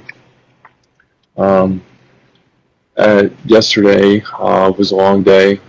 Today is Saturday the 3rd of August. Yesterday on the 2nd, flew one trip with FO, and we had to ferry a plane from DCA to Columbus, Ohio. And you could tell the FO was a little timid because there was some line of thunderstorms between DC and Columbus. And looking at the radar, it looks decent enough to get through. There was a few holes, but I'm guessing the FO didn't have much experience with thunderstorms, and it was a teachable moment for him. I kind of coached him through, told him to, use the Mark 1 eyeball, which is pretty good at deciphering stuff, looking out the window, and using the radar on board to see what the radar is showing as far as significant weather, and putting the two and two together, and maybe incorporating dispatch and ATC, and seeing where the best hole might be, or if it didn't work out, we could just turn around and go back to DC. But we were able to find a sizable hole that was decent enough for us to pass through, and we both felt comfortable with, and it was enjoyable for me to coach him through that and kind of give him that experience, since he hasn't had that much experience flying in the summer thunderstorm weather. So, yeah, starting off to good start so far as captain. I got about 20 hours past my OE as piloting command time, and really looking forward to this next chapter. And if anybody's got questions on more in-depth questions on the whole captain upgrade program at our regional airline, feel free to send it to Jeff and the crew, and they can get to me, or you can find me on Twitter at Captain_Craig. I believe it's 2 underscores, but anyway, Captain Craig, you should find me on Twitter, and I'd be happy to answer any questions you have. So thanks for your time, and hope everyone's doing well, and keep up the great work, guys. This is Captain Craig signing off. Well, thanks, Captain Craig, for the audio feedback, and we're glad to hear that your journey is taking you amazing places, and we look forward to hearing more about your journey in the future. Absolutely. It sounds like you adopted exactly the right attitude to your command course. You did the work, and as a result, things progress well for you. I know some people don't find it nearly as easy, but congratulations for buckling down and getting all that homework done, and as a result, you are richly rewarded. Well done. And thanks for spending the time to send in some feedback, because I know there's a lot of folks out there who are curious about the process of how those transitions occur. Yes. Alrighty. Let's continue then with item 2. And this is from Chris Miller. He is a producer, part of our Coffee Fund cadre. There does not seem to be a universal name for the fog on a jet fighter's wings in a hard pull-up. I want to call it expansion fog. What do you think? See the photo below. Airliners and supersonic brakes to it as well. This photo from an F-35 at a recent air show in Fairbanks, Alaska. Let me see if I can share a screen with that photo in it so that the people that are watching the video can see what we're talking about. Oh, never mind. I can't. I didn't open it up. I think there is a universal name, is there not? It's condensation. Yeah. Mm-hmm. I don't know if it's anything more special than that, right? No, it's not a very exciting name. So when we used to pull it in the F-18, we used to say, "Oh, look, there's a 300 knot cloud going around the sky." And can you explain why it happens, though? Yeah. I could, but I don't know. But he won't. I get paid enough on this show. Oh, okay. Yeah, it's just the loss of pressure, which causes an adiabatic drop in temperature, and of course the air can't hold a lot of moisture when its temperature reduces, and if that temperature reduces below the dew point, then the water vapor will come out in the form of visible condensation, which forms a cloud. So it's purely caused by the low pressure points on the aircraft. So you can get it on airliners, usually on the approach, usually moist conditions, because then it's most dramatic. And on a fighter like this, it's turning hard, got a lot of lift being produced, a lot of pressure drop up at the top of the aircraft. You'll see it. We used to call it ecto or ectoplasm as a nickname when I was flying the F-18, because you used to get it all down the Lexes, the leading edge extensions that came up around the cockpit, and you could see it in your mirrors as you pulled it. always very impressive. But I mean, condensation is shortened to contrails when we talk about it happening behind an aircraft that's cruising along and Likely getting. story. Are you sure this is not chemtrails and they just forgot to turn off the switch? Well, I'm not quite sure where it's being generated from. If it's a chemtrail, but it might be there to disguise the chemtrails. Ah, that might be it. I see. Yeah. Yeah, this his question brought back some old physics equations. That whole ideal gas law, PV Oh, yeah. equals nRT. RT, So yeah. pressure is inversely related to temperature. So there you go. Wow. Is Science. that one of Boyle's laws? Yes, it is. It is. I think it is indeed. Boyle's. It is Boyle's law. Yeah. Okay. Natural gas law or something like that. Ideal gas law, general. Yeah, gas Ideal. exchange. You want to get those laws lanced. Those Boyles can be very nasty. I tell you what is not an ideal gas law? Farting in the RV. Not Less ideal. than ideal. Less than Yeah. ideal. Yeah, Captain Ali, a band. I'm not sure it was from him, actually. Anyway, so hope that helped out, Chris. Probably learned more than you wanted to. But thanks for the feedback. Item number 3. New listener here in the Chicago area. This is from Tower 737 guy. Started about episode 350 or so. I love the discussions. Congrats to Captain Nick on his distinguished aviation career. Brilliant! I'm sitting here at the Ajax Hub Control Center Tower at O'Hare doing apron control for Ajax Airlines. As an av geek, watching the aircraft out the window of any airline, not just Ajax, is just simply what we like to do. I have a question regarding airliners climbing out with their landing gear extended for an unusually lengthy period of time, well above the normal positive rate gear up point. I've seen one of our 787s climbing out and turning onto its initial heading, and just moments ago witnessed an Acme A319 climbing out, turning south and then passing through 3,200 feet. We have cool toys in our tower, so that's how I knew the altitude. I have the same cool toy on my phone, for heaven's sake. His is cooler than yours. Okay, fair enough. And then he said the A319 finally retracted the landing gear. Is there a possibility is there a possibility this is for brake cooling? As when you were number 26 in line for takeoff, presumably you would be using the brakes incessantly as the line moved up, or perhaps another reason to comply with an MEL, perhaps low hydraulic pressure. Just curious if you all can shed some light on this. Thanks to you all for a wonderfully done podcast. Keep them coming. And again, this is Tower 737 guy from Chicago O'Hare, ORD, and I think that Nick has the answer to this question. Yeah, it most commonly is a brake that has been deactivated because of a fault. And usually you can have on the aircraft I flew, you could have a number of brakes deactivated. I don't know how many brakes the 319's got, so it probably can only have one. But what's going to happen is, because the main landing gear retracts inwards towards the center of the fuselage, when you retract the gear, the brakes normally come on. It's an automatic function. Stop the gear turning, so as the gear swings up, there's no gyroscopic forces being put on the undercarriage that otherwise would occur when you've got a large spinning wheel that acts as a huge gyroscope, bearing in mind that the torsional forces move through 90 degrees on a gyroscope, so it can twist the axle quite a lot, and it wouldn't damage it too much, but it's there as the idea is there as a precaution. That's why the brakes come on.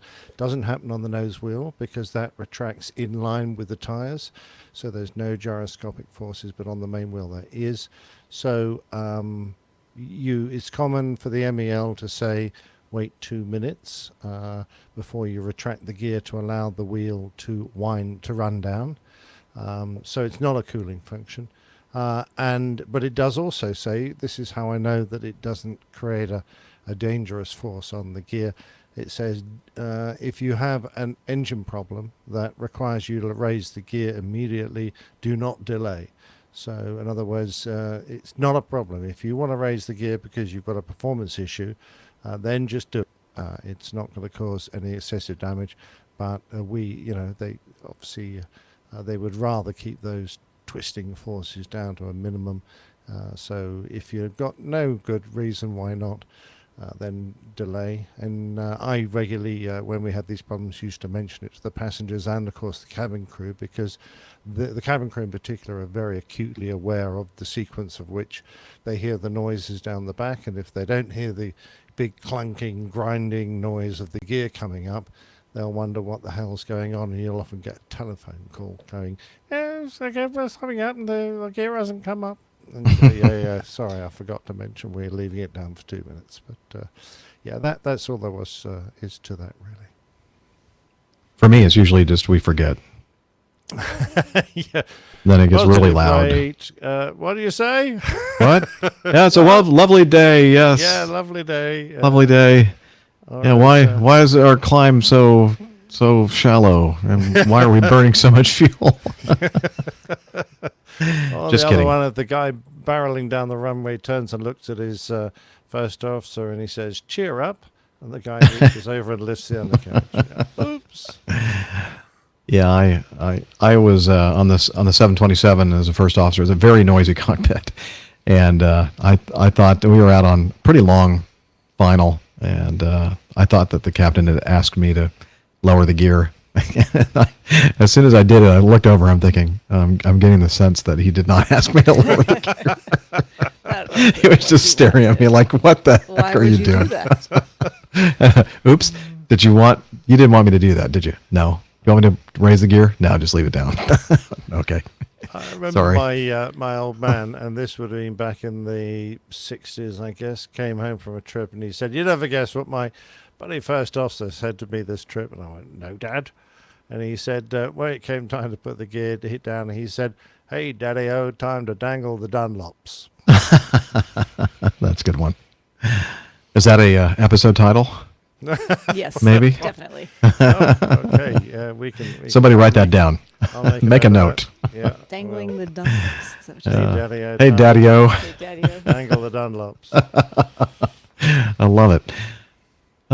Okay. Well, excellent. So hope that answers your question. There are sometimes also Tower 737 guy that, like in the wintertime, I can't recall if you just mentioned this or not, Nick, that if we have like accumulated slush and stuff like that, they say that you can leave the gear out a little bit longer than normal just to kind of let some of that get off of the main landing gear or nose wheel before you retract them.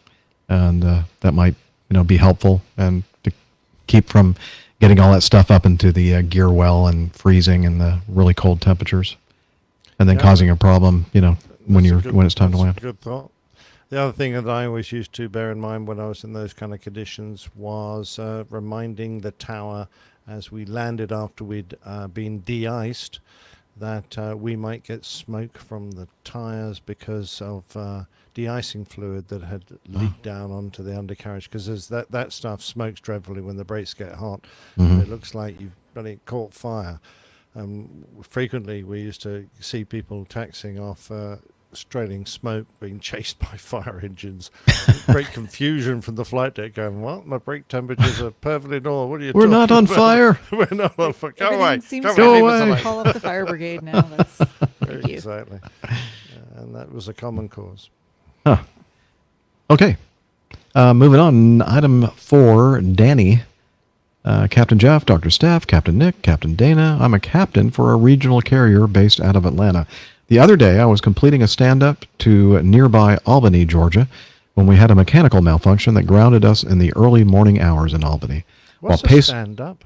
It's like an overnight. I think that's a term that's used by some airlines, that you leave late at night and then you get maybe 3 or 4 hours nap or whatever before you fly the first flight in the morning, usually before the sun comes up. And so it's not a formal, it's not a break in duty. You're on duty the entire time, and you're getting paid as if you're working the entire time. But you usually have a 3 to 5 hour or more break, and sometimes they'll even give you a hotel to go and take a long nap. before coming back out to the you airport. sleep standing up? Is that the? Yeah, basically, yes. I don't know why they call it a stand. Maybe that is the reason why they call it a stand-up. Yeah. Perhaps someone who does it will let us know. Yeah, maybe they'll know the source or the etymology of that. Anyway, he said that they had a mechanical malfunction. He was pacing the halls of the terminal, and he noticed several glass display cases filled with RAF memorabilia, including pictures of crews, uniforms, and, unfortunately, memorials for those who had passed. Without getting into a whole lot of details, the U.S. and British governments conducted joint flight training back in the mid-1900s. Please see attached a few photos, including one that gives a short description of the events that took place in southern Georgia. Fly safe. And he says, only 11,867 days until retirement. Counting down, just nice countdown. Short countdown. I think it's a little bit too early to Yeah, count. it's a premature countdown. Say so. Kind of embarrassing. It's like I'm surprised that app goes up that far. I know. Well, it does. It just makes fun of you. Like, Yeah. why like bother? Yes, it's really. Wah, wah. Yeah. Well, I'll put great photos that Danny took. I'll put them in the show notes so you can take a look at the displays that he was looking at. Very cool. Yeah, I love this. The fact the two uniforms here. One has got a pair of United States. They Army wings. No, those are Air Force wings, or I guess it would be they? Army Air Corps. But what did he say it was in the 50s? Yes, he said. So it would have been Air Force, I guess. Those look like the Air Force Silver Wings. Well, I'm looking at the plaque, which says British Commonwealth pilots, USA by the U.S. Army Air Corps. So that's why I was kind of wondering, because they. Oh, maybe it is the Army Air Corps then. Okay, it's just that I know of the USAF pilots that flew with the RAF during the Battle of Britain before you guys joined in, and they had when they moved across to the Army Air Corps, they had a small pair of RAF wings on the right hand side, and their Army Air Corps wings replaced them on the left hand side. I know this is the other way around, so I'm just wondering what that's about. But I guess Maybe it was just the way the display was set up. yeah, Maybe somebody didn't know exactly how to do it. could have been. The one on the left, the uniform on the left, with the silver wings, that is very similar to my Air Force wings. But the one on the right looks like a different style. Maybe that was the Army Air Corps wings. I don't know. Interesting. I'd love to be able to read all that's written there to find out exactly what's going on. But it looks fascinating. Thanks for that. Yeah. All right. Item number 5. Steph, you want to do that? Sure. Let's see. This is from, where is this from? zdnet.com. It says, on Delta, facial recognition boarding doesn't sound optional. The author here says, I listened as the gate agent tried to excite passengers about facial recognition boarding. He didn't mention they could opt out. This is how technology forces itself upon you. But when you got a late flight, you're tired, and there's a long line at Wendy's, there really aren't that many options for edification. So I sat at the gate, staring toward TV screens in a diner, waiting for my Delta flight back to San Francisco. Suddenly, I heard an announcement from the next gate. It was a Delta flight to Amsterdam, and the gate agent wanted passengers to be excited. You see, Yay. Minneapolis. Get excited. Be excited. Go team flying to Amsterdam. You see, Minneapolis is one of the airports where the airline is testing facial recognition boarding, and this Delta gate agent was describing it in gushing terms. He said it would make boarding quicker. He said it was brand new and fancy and so very simple. The one part he seemed to admit was that it was optional. You can, of course, still show the gate agent your passport and your boarding pass. But who wants to perform such an onerous task when you can stand on a circle, be careful you're positioned correctly, wait for both a green light and an okay from the gate agent, then take a receipt and board? This is supposed to save time? Delta says it does, and I'm sure Customs and Border Protection would agree. After all, it's their photo database that's giving you the approval to board the plane. Yet, though there are some signs around gates explaining that the process is, at the moment, optional, the fact that the gate agent didn't mention it was slightly disturbing. This is the way technology is foisted upon humanity. Someone somewhere has decided it's a good idea.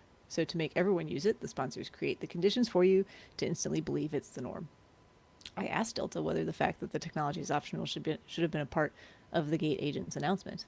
An airline spokeswoman told me the script serves as a redundancy to signage in place at the gate. When boarding the aircraft, there are signs both from Customs and Border Patrol and Delta that explain the optional facial recognition technology process, and to see an agent if customers want to use an alternate procedure. The current standard announcement script highlights that the process is optional and explains how to opt out. When this was initially rolled out, we focused on explaining the new optional process, but have further clarified how to opt out as a redundancy to the signage. Well, all I can tell you is that I heard no announcement that it was optional. Actually, I can also tell you I'm not alone. Let's see. So more folks have shared their displeasure that there was not an announcement about how to opt out of it. Any questions that whether at least some of the gate agents are ignoring the standard script announcement? I'm going to see if there's anything more besides him just continuing. The last couple of paragraphs. Let me skip down just a little bit. So it says some gate agents might suspect that if they keep telling passengers facial recognition is optional, there will be more who take the option. It's only human after all. Not everyone is delighted by the prospect of what looks like a surveillance state, even if airports in Europe regularly use facial recognition at one stage or another. In this particular case, opting out wasn't easy. I had to leave the boarding line, speak with the Delta representative at their information desk, get back in line, then request a passport scan when it was my turn to board.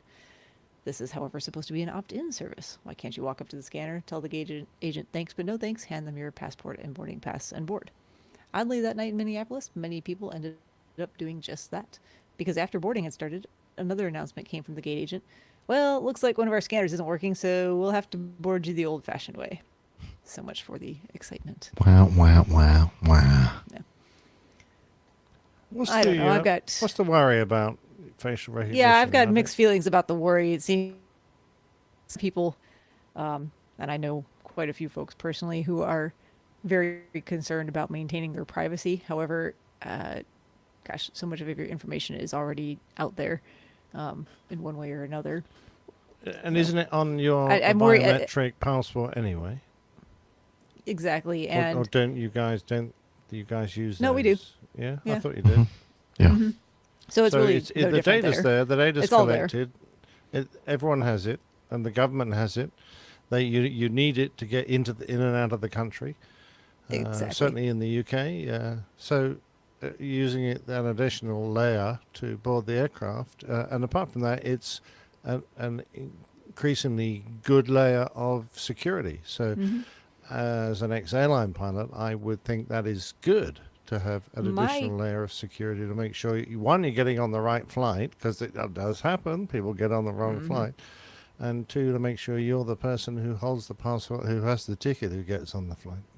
My take on this is, if you have nothing to be concerned about or hiding about, and you know this information is all out there in the public anyway, or in the government databases for the airlines, for your passports, I don't understand why you would be concerned.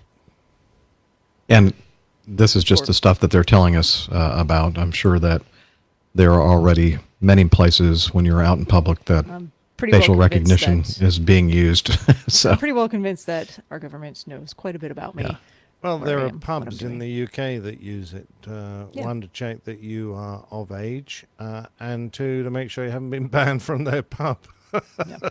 I suppose in this country it just still feels very much like an invasion of some sort of perceived privacy that some folks think that they still maintain. Okay, I'm just going to equate it to someone holding up a photograph of you and looking at your face going, yeah, you're the same person. It's just there's a computer doing it instead. I'm completely with you, Nick. But it's funny how I just think it's funny how often you encounter this kind of level of almost paranoia about someone out there, whether it's a company or a government agency or some database collecting information about you, whether it's your photo, whether it's your fingerprints, whether it's identifying information like social security numbers or passport information.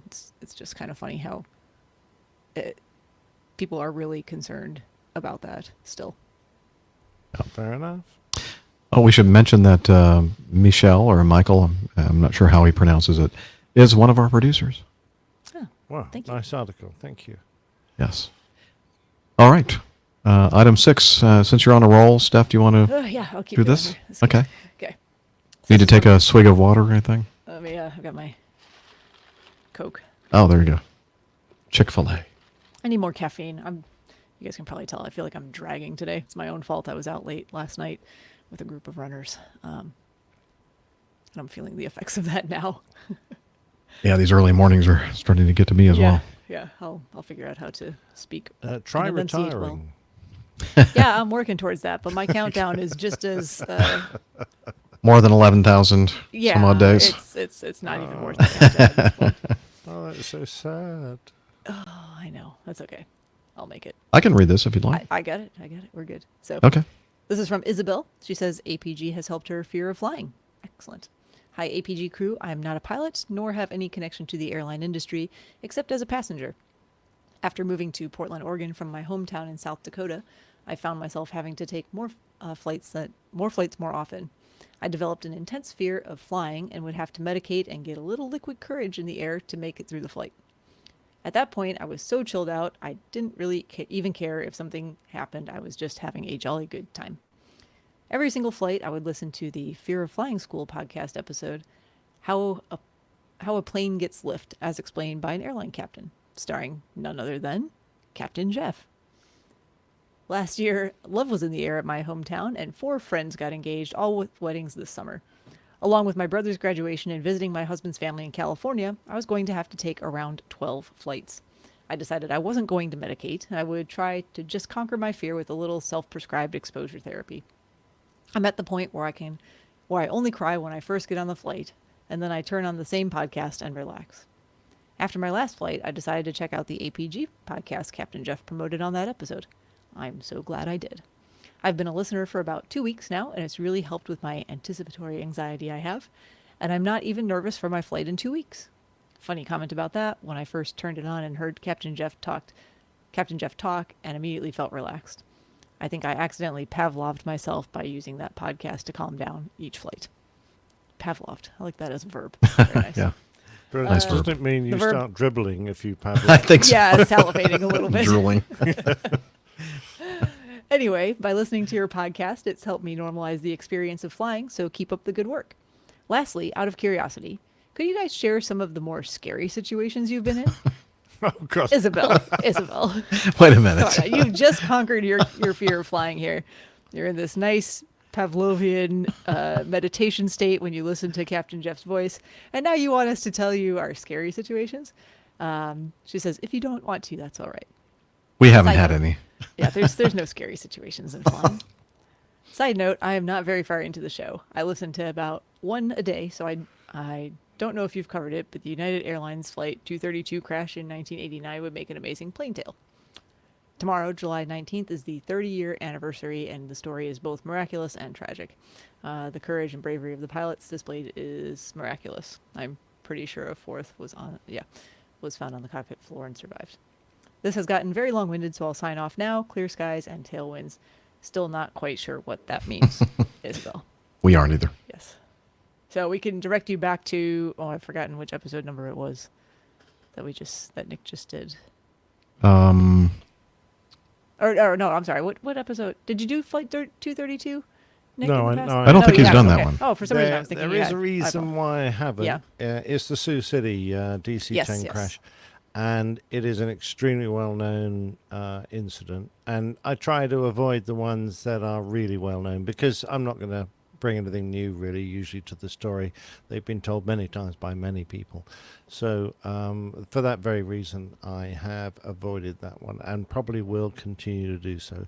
If you know something that's slightly less well-known, equally interesting, then I would love to hear it because what I want to do is surprise people with my plain tales, and they go, oh, I hadn't heard that. That's brilliant. And that's kind of what I aim at. Yeah. Well, you know what?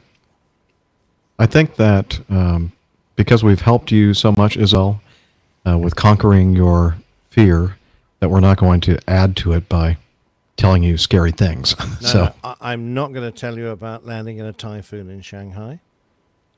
No, No. probably not. Or, snowstorms in Chicago. No, or lightning strikes. hitting severe wind shears on Yeah. short final go around out of Atlanta. My wife, or my wife causing an engine failure. Now that might be a plain tale, I think, Nick.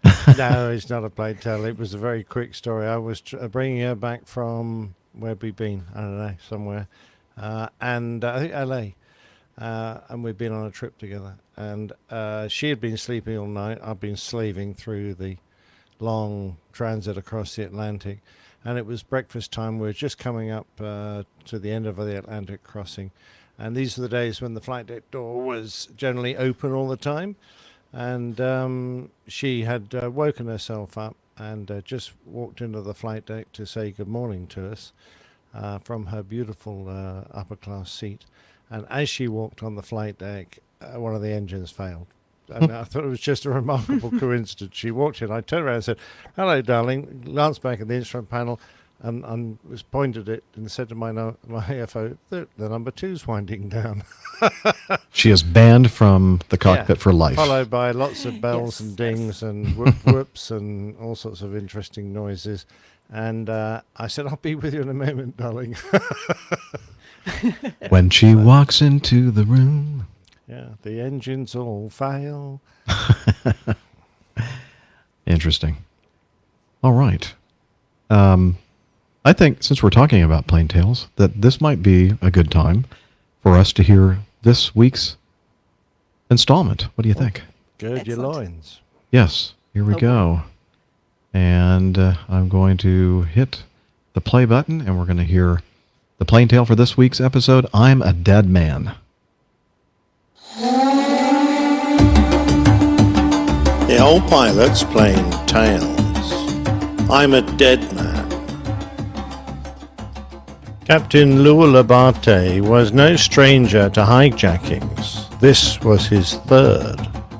The first had been 4 years earlier, in 1992, when he was flying a Boeing 727 for Ethiopian Airlines.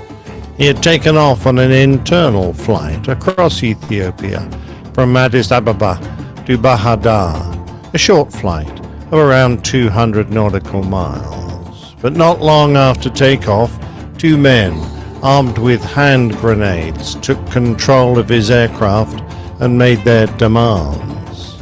Apparently the men had been security guards for the former president of Ethiopia, Mengistu Haile Mariam, who overthrew the Emperor Haile Selassie and who was responsible for the appalling famine of the 80s, and also responsible for the deaths of millions of Ethiopians.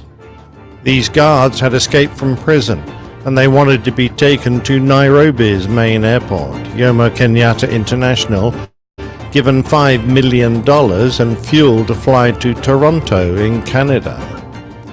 Captain Abate safely navigated his aircraft to its new destination, and after a 4-hour negotiation, the hijacking was resolved.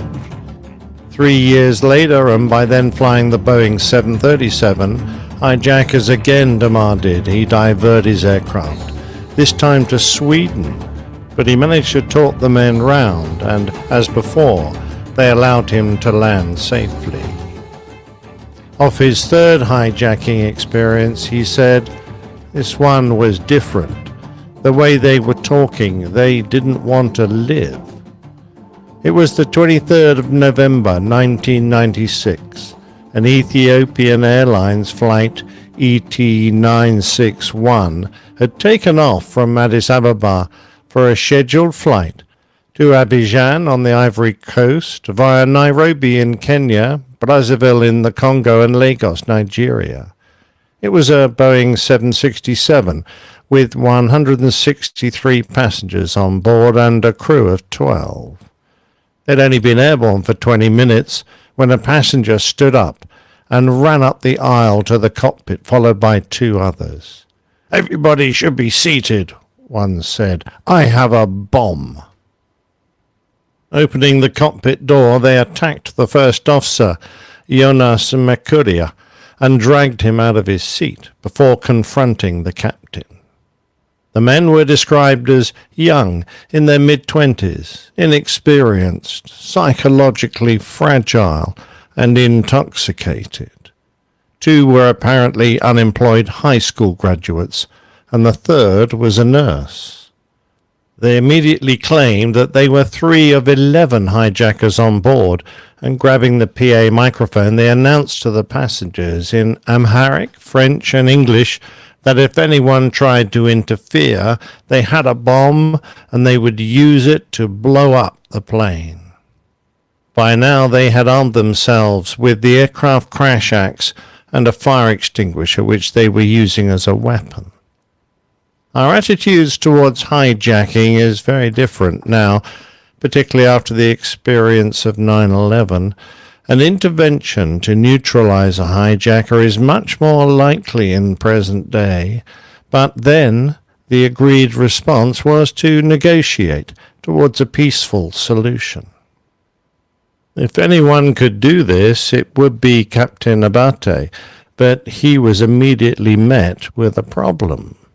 The hijackers demanded to be taken to Australia. Abate tried to explain that he only had fuel for a further 2 hours of flight, enough to complete the first leg of his journey, but he would need more than 6 hours of fuel to reach Australia.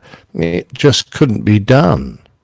In answer, he was shown the Airline in-flight magazine, where it clearly stated that the Boeing 767 could fly for 11 hours without refueling.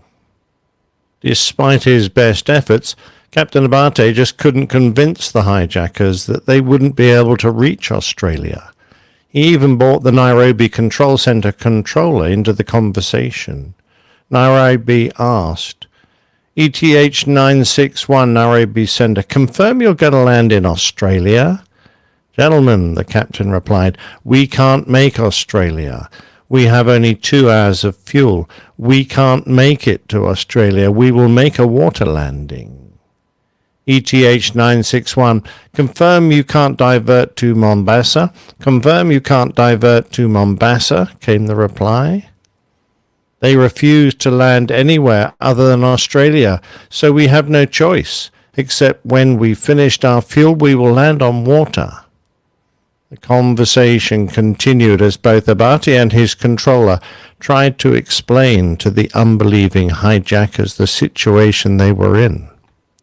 Okay, I just wanted our hijackers to hear what you are communicating, and if you have anything to say, go ahead and tell them. His controller tried again. Okay, I am advising you that with 2 hours fuel you will be unable to reach your destination, and probably you will have to land on the water. The best solution is for you to land in Mombasa. Go ahead. Okay, Abate replied. They say they don't want to talk, and they're not willing to negotiate on any terms. Again and again they tried to convince the men that their attempt to reach Australia would fail. Nairobi asked, confirm that they are ready to land in the ocean and drown? Ethiopian 961, do you have any alternative aerodrome where you can proceed other than Australia? Any other alternative aerodrome? Please advise.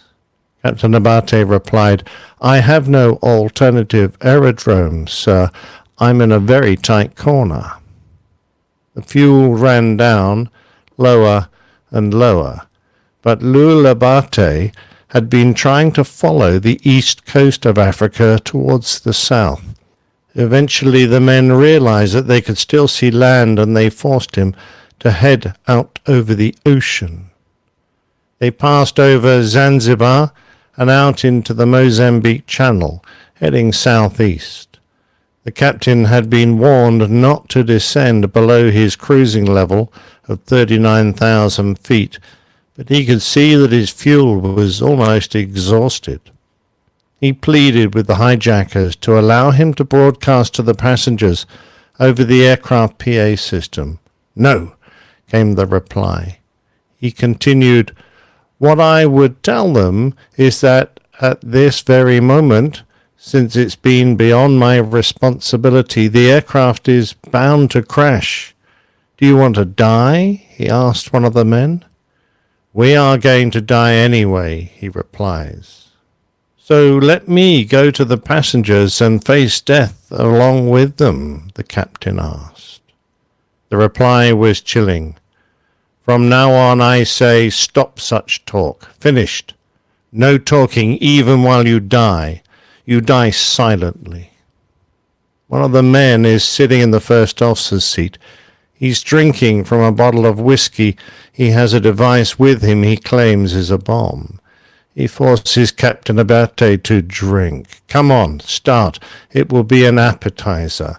Die drinking. What else can I do for you? Abate replies, We don't have time. Leave me alone, please. You will drink more, comes the stern reply. Ahead of him, between his position and the island of Mozambique in the distance, are the Comoro Islands, and Captain Abate has been quietly heading towards them.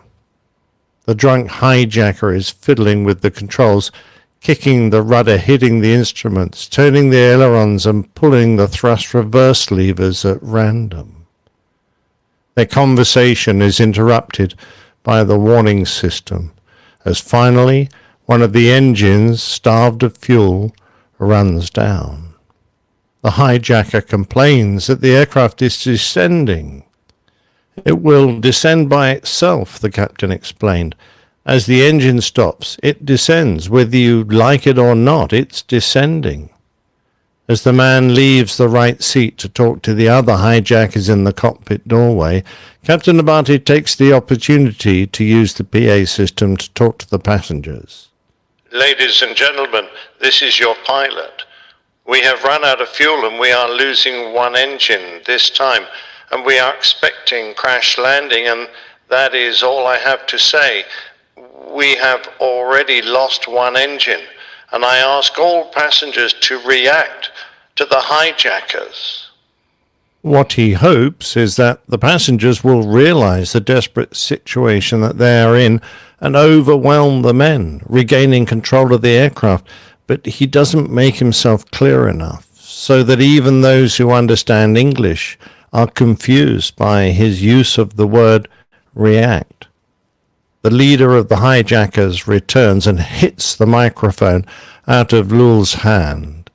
The passengers do nothing, and the second engine fails.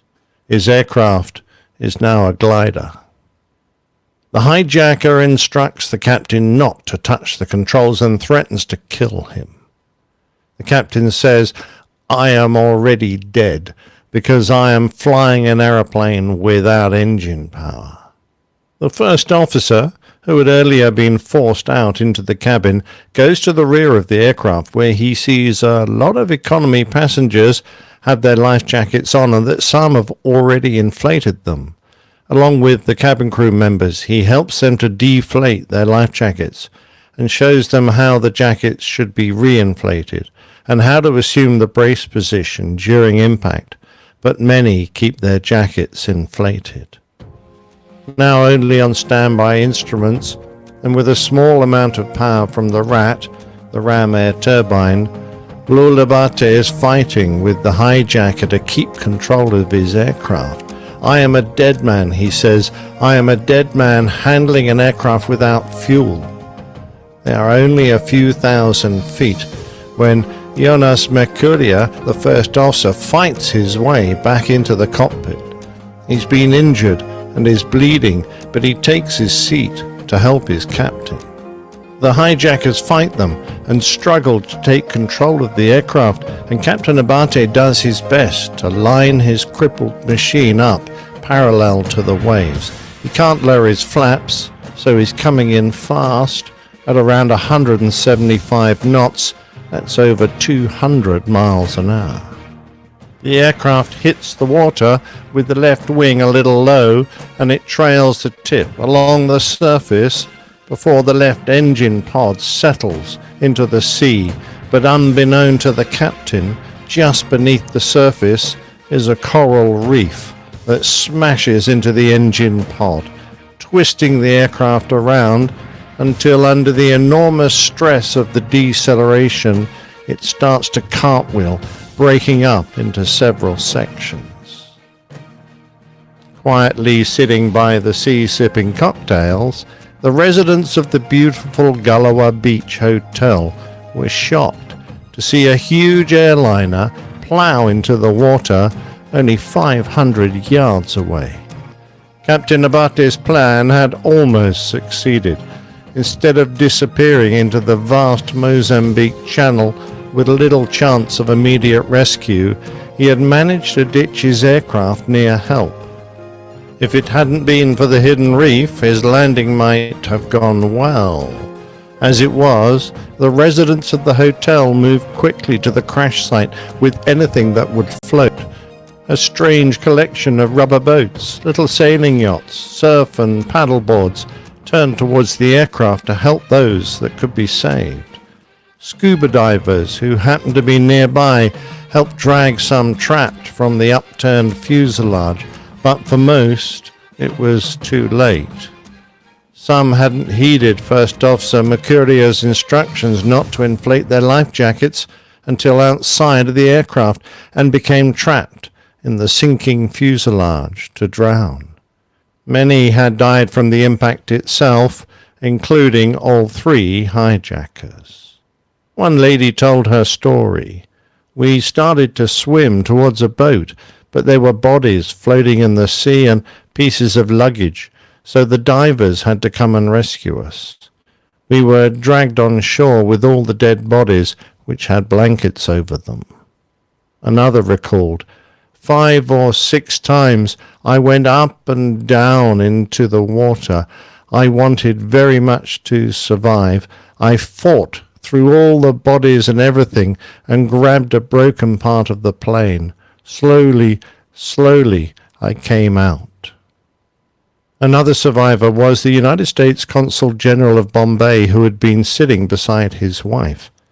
He remembered the landing well. The first bump was really gentle, he said. Then the second one was really hard. The third one was even harder, like a 70-mile-an-hour auto accident. The last one was like an earthquake. When the fuselage broke up, he was thrown the length of a football field through the air, landing in the water, still attached to his seat and still alive. But when he looked for his wife, who had been sitting beside him, he realized she wasn't there, and he thought the worst. But unbelievably, she had been thrown even further and also survived. The white sands of the beach were soon stained red as the dead and dying were dragged ashore. However, many owe their lives to the holiday makers and hotel staff for the assistance they rendered. Amongst them were a group of French doctors who did sterling work. Although the crash site was only a mile from the Mitsamuli hospital, it was soon overwhelmed, and the most badly injured had to be transferred to a larger facility on the island of Reunion and even as far away as Kenya and South Africa. Many were not so lucky.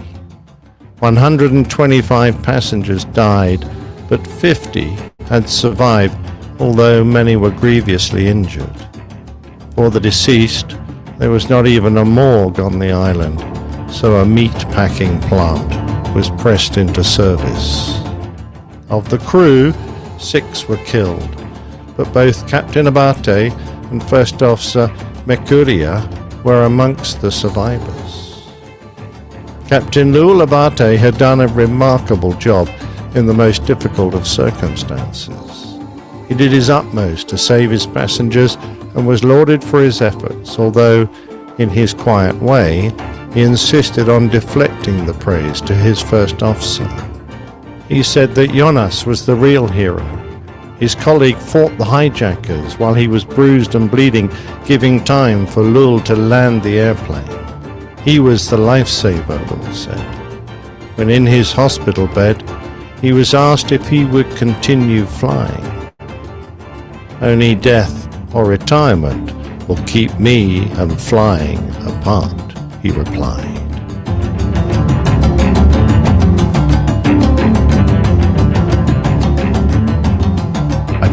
Many of us can identify with that. Yeah, and I'm very happy that it's been retirement and not the other option. Yeah, right. But you're still going to be flying. I'm sure of it. I'm sure I could jump out of the window occasionally just to relive a few old memories. Well, what a great story. True story, obviously. I remember in my mind, although I haven't watched it in quite some time, the video from somebody on the beach taken of the 7.6 coming in and kind of cartwheeling and breaking up. Yeah, very dramatic piece of video. But damn good job by the captain to both get it down reasonably safely. It was such a shame that he hit that hidden reef during his ditching attempt. And considering he had to fight off these damn hijackers while he's trying to glide his aircraft in, I thought he did a damn good job. Yeah. He seems like one of I those agree. very capable sort of guys that took a lot of this in his stride. And even this didn't seem to put him off the rest of his career. He's, sometimes we think that the only good pilots are pilots from our own environment, our own country, or our own training system, or whatever. But it's not true. There are great pilots all over the world. Yeah, that is for sure. Okay, well, thank you again, Nick, for letting us hear that story again. And, my pleasure. That's been two which I've taken from voice recorder transcripts, really. Oh. So the last one and this one. And my next plain tale is all about the history of the voice recorder. Oh, good. Interesting story. Nice. I like it. Look forward to hearing that. Great. Hey, let's talk about movies. A couple of the next pieces of feedback are regarding airplane movies. This is from Z.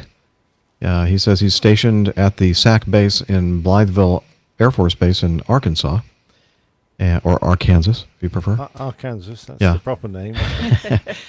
B-52 crews loved Dr. Strangelove for the accuracy of the the portrayal of the B-52 in that movie. And Navy submarine people may be weird, but they say up periscope is a very accurate term regarding submarines. Or maybe that's a movie, Up Periscope. I believe it's a movie. Okay. Let me I don't think I've seen that one. No, and that's one that has escaped me, Up Periscope. Yeah, I've seen Dr. Strangelove. 1959. Oh. Never. No wonder. I was... Up Periscope is from 1959. Okay. Well, we'll just have to put that on the list of non-airplane movies. There you go. Along James Gardner. Das Boot. And, I like James Gardner. He's very good. All right. And then Larry, one of our executive producers, sent us a link. It's a YouTube link, and apparently this is a side-by-side comparison between the movie 0 Hour in 1957 versus Airplane! From 1980, an extended look at the similarities between the original 1957 film and the more well-known comedy remake from 1980. So we'll put that in the show notes. Yeah. If I remember, you guys have not seen 0 Hour. I have not is yet that seen correct? 0 Hour. Yeah. Oh my gosh. Oh. It's Where can you find that? completely. I think I purchased it on, like iTunes maybe, or maybe I downloaded it from, or maybe I got it on Amazon Prime. I forget. Okay. It was on one of the. I don't think I was able to stream it. I think I had to purchase it, but it was not expensive as a movie to own. Okay. And it's I'll have to it's look well for worth it. A few dollars for it. Yeah.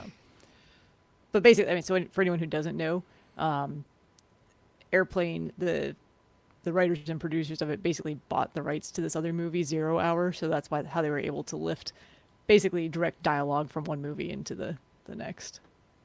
Yeah, according to our main man, Micah, it was a B film when it came out, but it's even more camp now. Yes. Or 0 campy. Hour is done in all seriousness, but it comes across as very humorous. I love that. So which is the funnier? I want to know. Oh, yeah, I think it's funnier to me if you watch Airplane first and you're familiar with Airplane, and then you go back and see the movie that it originated out of, or where large sections of it were taken from. Love it. Well, I'll have to do that. I'll certainly watch And they're that. both very funny in their own right in that regard.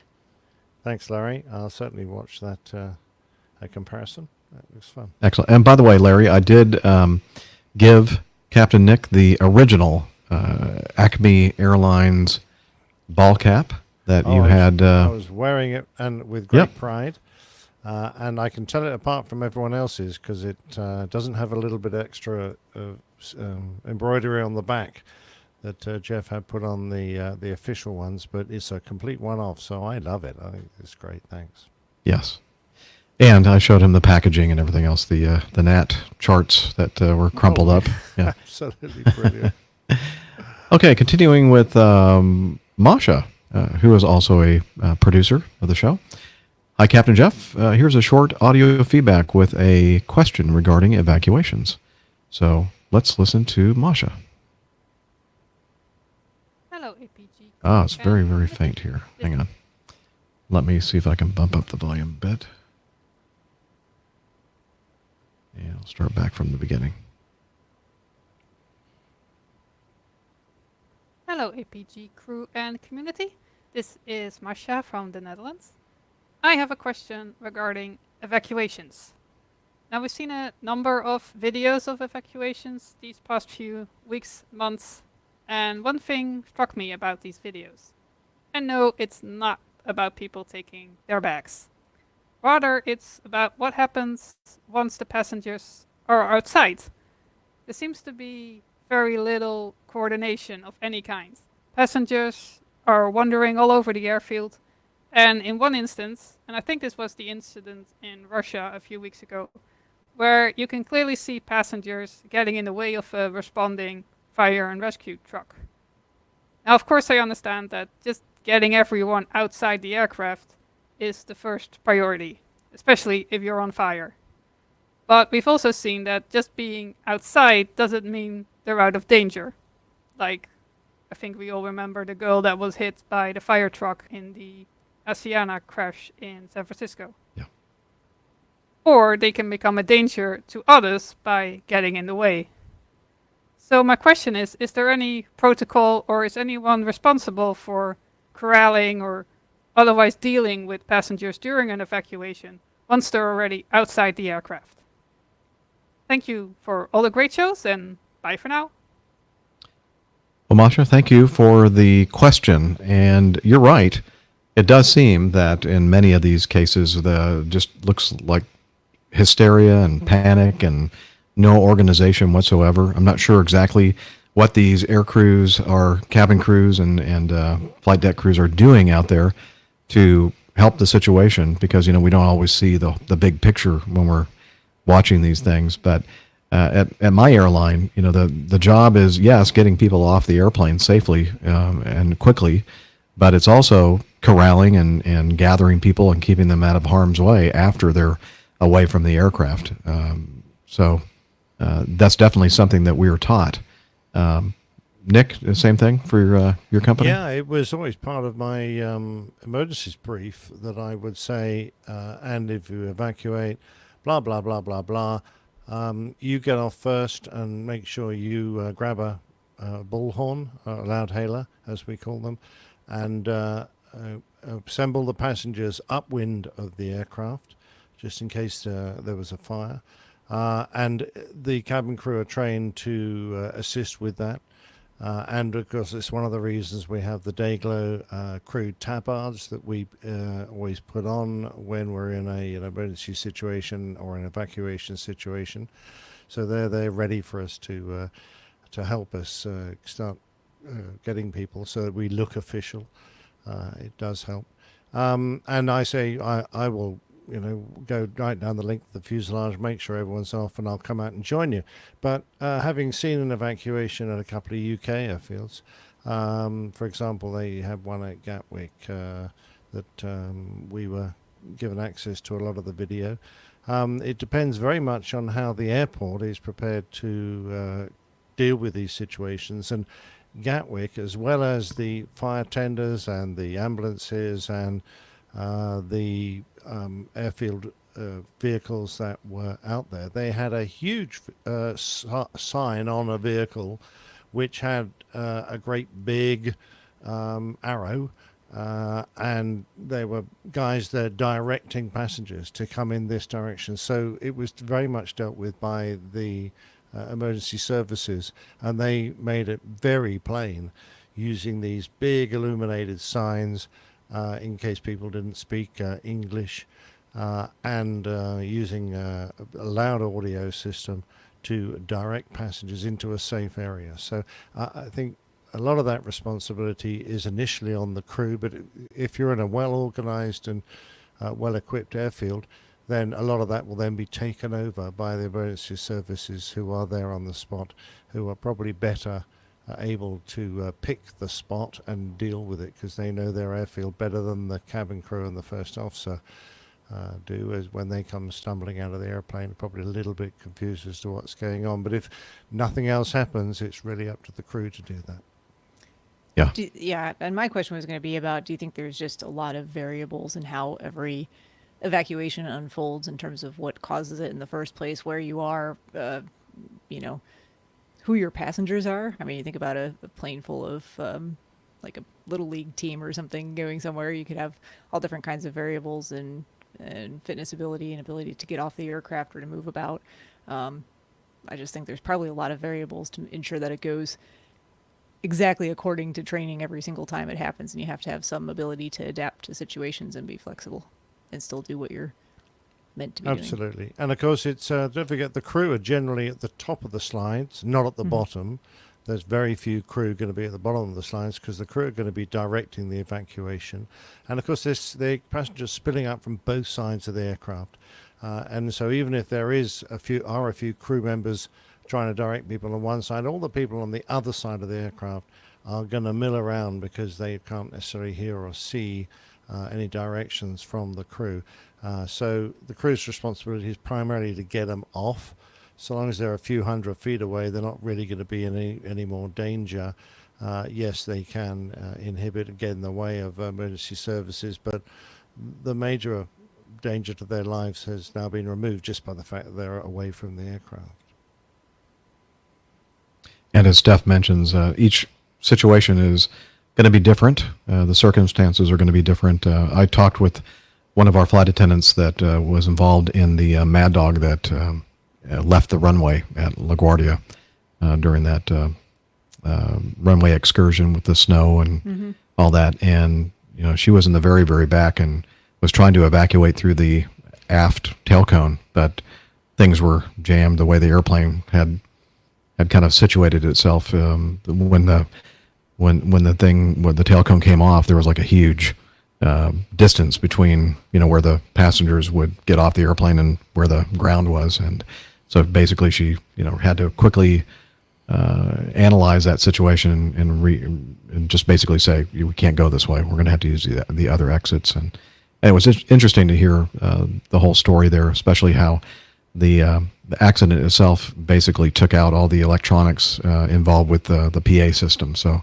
they didn't have a PA system to initiate the evacuation. So there was a lot of confusion, a lot of chaos on board the airplane. But anyway, great question, Masha. I always tell my first officer when I'm briefing that initial emergency or abnormal briefing that, you know, after we've accomplished our checklist items and safely secured the aircraft, that I expect him to grab the ELT that's in the cockpit, the emergency locator transmitter, and get out of the airplane and assist with the evacuation outside, and that I would remain on the airplane and make sure that everybody is off the airplane before I leave it. Like the captain is always the last one, right? Or should be. Exactly right, particularly if you're in water, and then you're actually supposed to salute and sync with the airplane. There you go. Which is something Sully didn't do, I noticed. He didn't. Yeah, they Oh. left He that didn't part go out of the down with movie. his ship. So We gotta- I'm a little bit To be fair, disappointed. I don't think the ship actually ever sank all the way, so maybe we can excuse him on that one. Okay. Fair enough, okay. We're kidding, of course. Yes. Maybe a little bit. So would you like to take item number 10, Nick? Absolutely. And this is talking about the tracks across the Pacific. Now, I'm very familiar with the tracks across the Atlantic because I've flown them many times. And this is audio from Mike K in response. So I've sent this question to Mike K and asked him for his comments and to see his response after Michael's question. So the question was, hello, Captain Jeff and crew. In your last episode 383, you discussed the Air Canada engine failure over the Pacific, which led to Mike, I think it was over the Atlantic, the Air Canada engine failure. Actually, no, I'm sorry. That was About the Transat. diversion. Yeah. Which led to Mike's statement about you can use whichever track you want over the Pacific. And that got me thinking. There are quite a few planes that all tend to leave at the same time from the US West Coast in the late evening, San Francisco, LA, IAA. Houston Intercontinental. Oh, thank you very much. Qantas, United, Delta, Virgin, American, etc. to Australia and land in Brisbane, Sydney and Melbourne. If it's up to the dispatcher regarding tracks, can you ask Mike how they stop from bumping into each other out there? Is it basically up to the pilot for both elevation and track? Do the airlines discuss with each other? Thanks in advance, producer Michael. So Mike has produced some audio. Yes. Let me play that right now. Hello, airline pilot guy, crew, and community. Dispatcher Mike here, helping to answer Michelle's question about what happens when we put flights out over the Pacific and how do we keep them from bumping into each other. As I did say on 383, I personally love dispatching in the Pacific and the Pacific Theater because Oakland Oceanic and Fukuoka and all the FIRS out there, FIRS, a flight information region, which is basically a large center, have a very open policy when it comes to flight planning.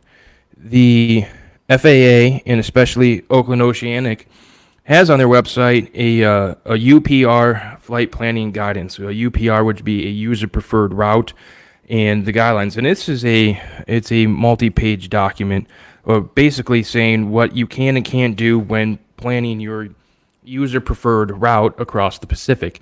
And thankfully, all of that is baked in and put into our flight planning system, so an individual dispatcher doesn't need to know exactly what's in this document because our flight planning system does it automatically.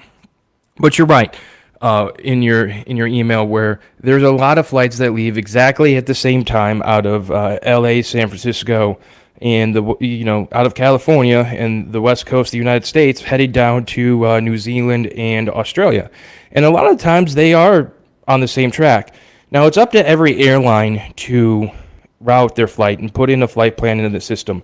In the United States, we have flight dispatchers that put together all of the flight paperwork for the pilots, figure out our route, and figure out which way we're going to go to, A, best avoid the weather, and B, what our flight planning system says is our most economic route going to our destination. So all of these airlines and even dispatchers at the same airline go ahead and we plan our flights. And we put our flight plans in the system. Now, how we stop and prevent each other from running into each other isn't really a dispatch function, but that's an air traffic control function. Even out over the ocean in that, you're still in contact with an air traffic controller. When you look at the Pacific Ocean, most of the Pacific Ocean is controlled by Oakland Oceanic. And I'll have a photo of Oakland Oceanic's airspace for Jeff and the crew to include into the show notes, as along with a Flight Radar 24 picture of the trajectories of some flights that left last night out of the West Coast that were almost on the way into Australia, just so you can see how those routes differ or how they're similar. So I don't know exactly how Oakland Oceanic works. It's something that I've always wanted to try to figure out how Oakland Ocean manages their traffic, but it's a lot like any other oceanic traffic, I believe, where they have flight levels and pilots need to make reporting points, and the system itself figures out if airplanes are going to hit each other or not. And if it gets to the point where airplanes are even getting close to each other or within the separation limits, ATC will provide some sort of route offset or mainly some sort of alternate altitude so airplanes don't get too close to each other. So in the end, it's all up to ATC to provide the separation. We as airlines just go ahead and plan our flights the way that we think is the best. And airlines don't talk to each other. I don't call up any colleagues over at American or Delta or United. We don't talk to each other. We just plan our flights, and that's up for ATC and to manage to make sure that we don't run into each other. So I hope this answers your question. Your question has piqued my interest again about how Oakland Oceanic works. And so I'm going to send out an email to the FAA to see if I can get out to Oakland Oceanic and maybe do a little podcast about how they operate and how us as dispatchers and pilots can help them and try to get some good cross communication that way. So hopefully they'll answer me, but we'll see. So I hope this answers your question. Thanks, Jeff, and the community. And maybe since the APG community is so great, maybe there's someone and a controller out there at Oakland Oceanic or New York Oceanic or any of the oceanic facilities around the world that can provide some feedback to tell us how exactly they prevent airplanes from touching each other while out over the ocean. Wow. Thank you, Mike. Great audio feedback response to Michelle's original question.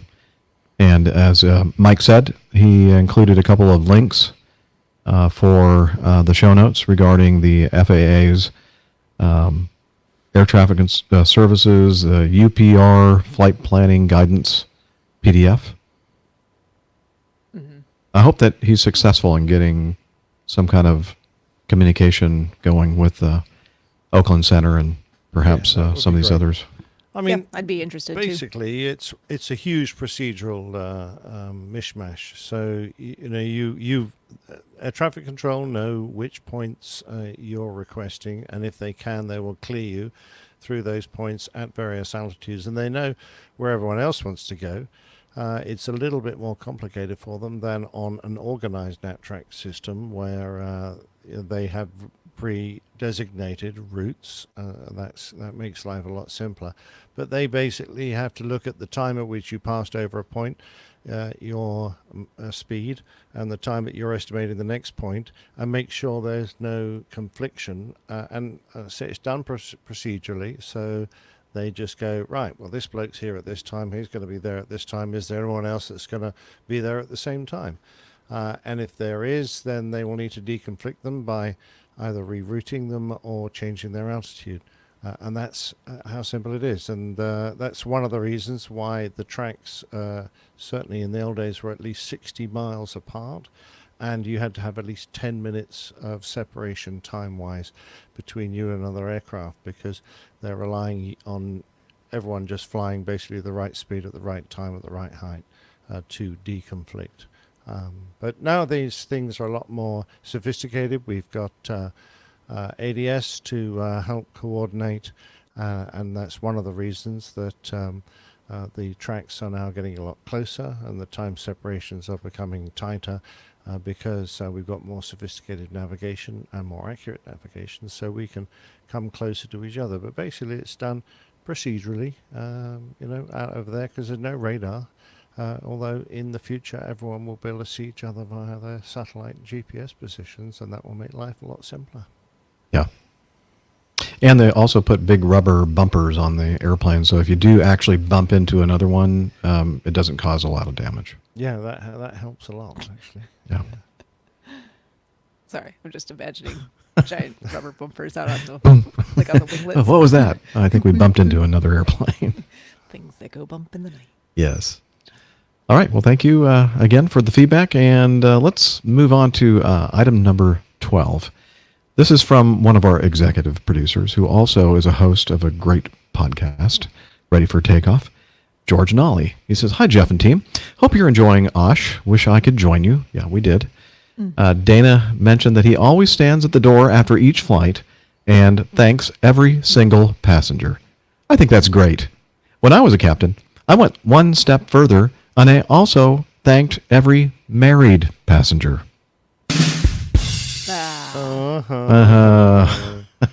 Not just the single ones. Well, I appreciate the thanks to the single passengers. I'm sure you do. Going along with the aftermath of Oshkosh week. Greetings, APG community. This is from Kelly Kirk. Just wanted to drop a short thank you for the great meetup on Friday, July 26th. And that was the day that Pip and Al and Adam and others got together for the old-fashioned traditional pub quiz outside of our RV. I met so many great people, I can't mention them all, but I want to single out Glenn for breaking the ice and introducing me to several people. And I also want to thank Dave as well. So we're talking about Glenn Towler and Dave Abbey, I think. Mm-hmm. He pointed out who was who and also introduced me to RH from Opposing Bases. I'm not real comfortable in crowds, and they made me feel welcome. Unfortunately, I could only come on Friday. Hopefully, the next time you all go to Oshkosh, I'll be able to stay for the whole week. My questions for Dana. Okay, well, we're going to have to save this one, I guess, because Dana's not with us.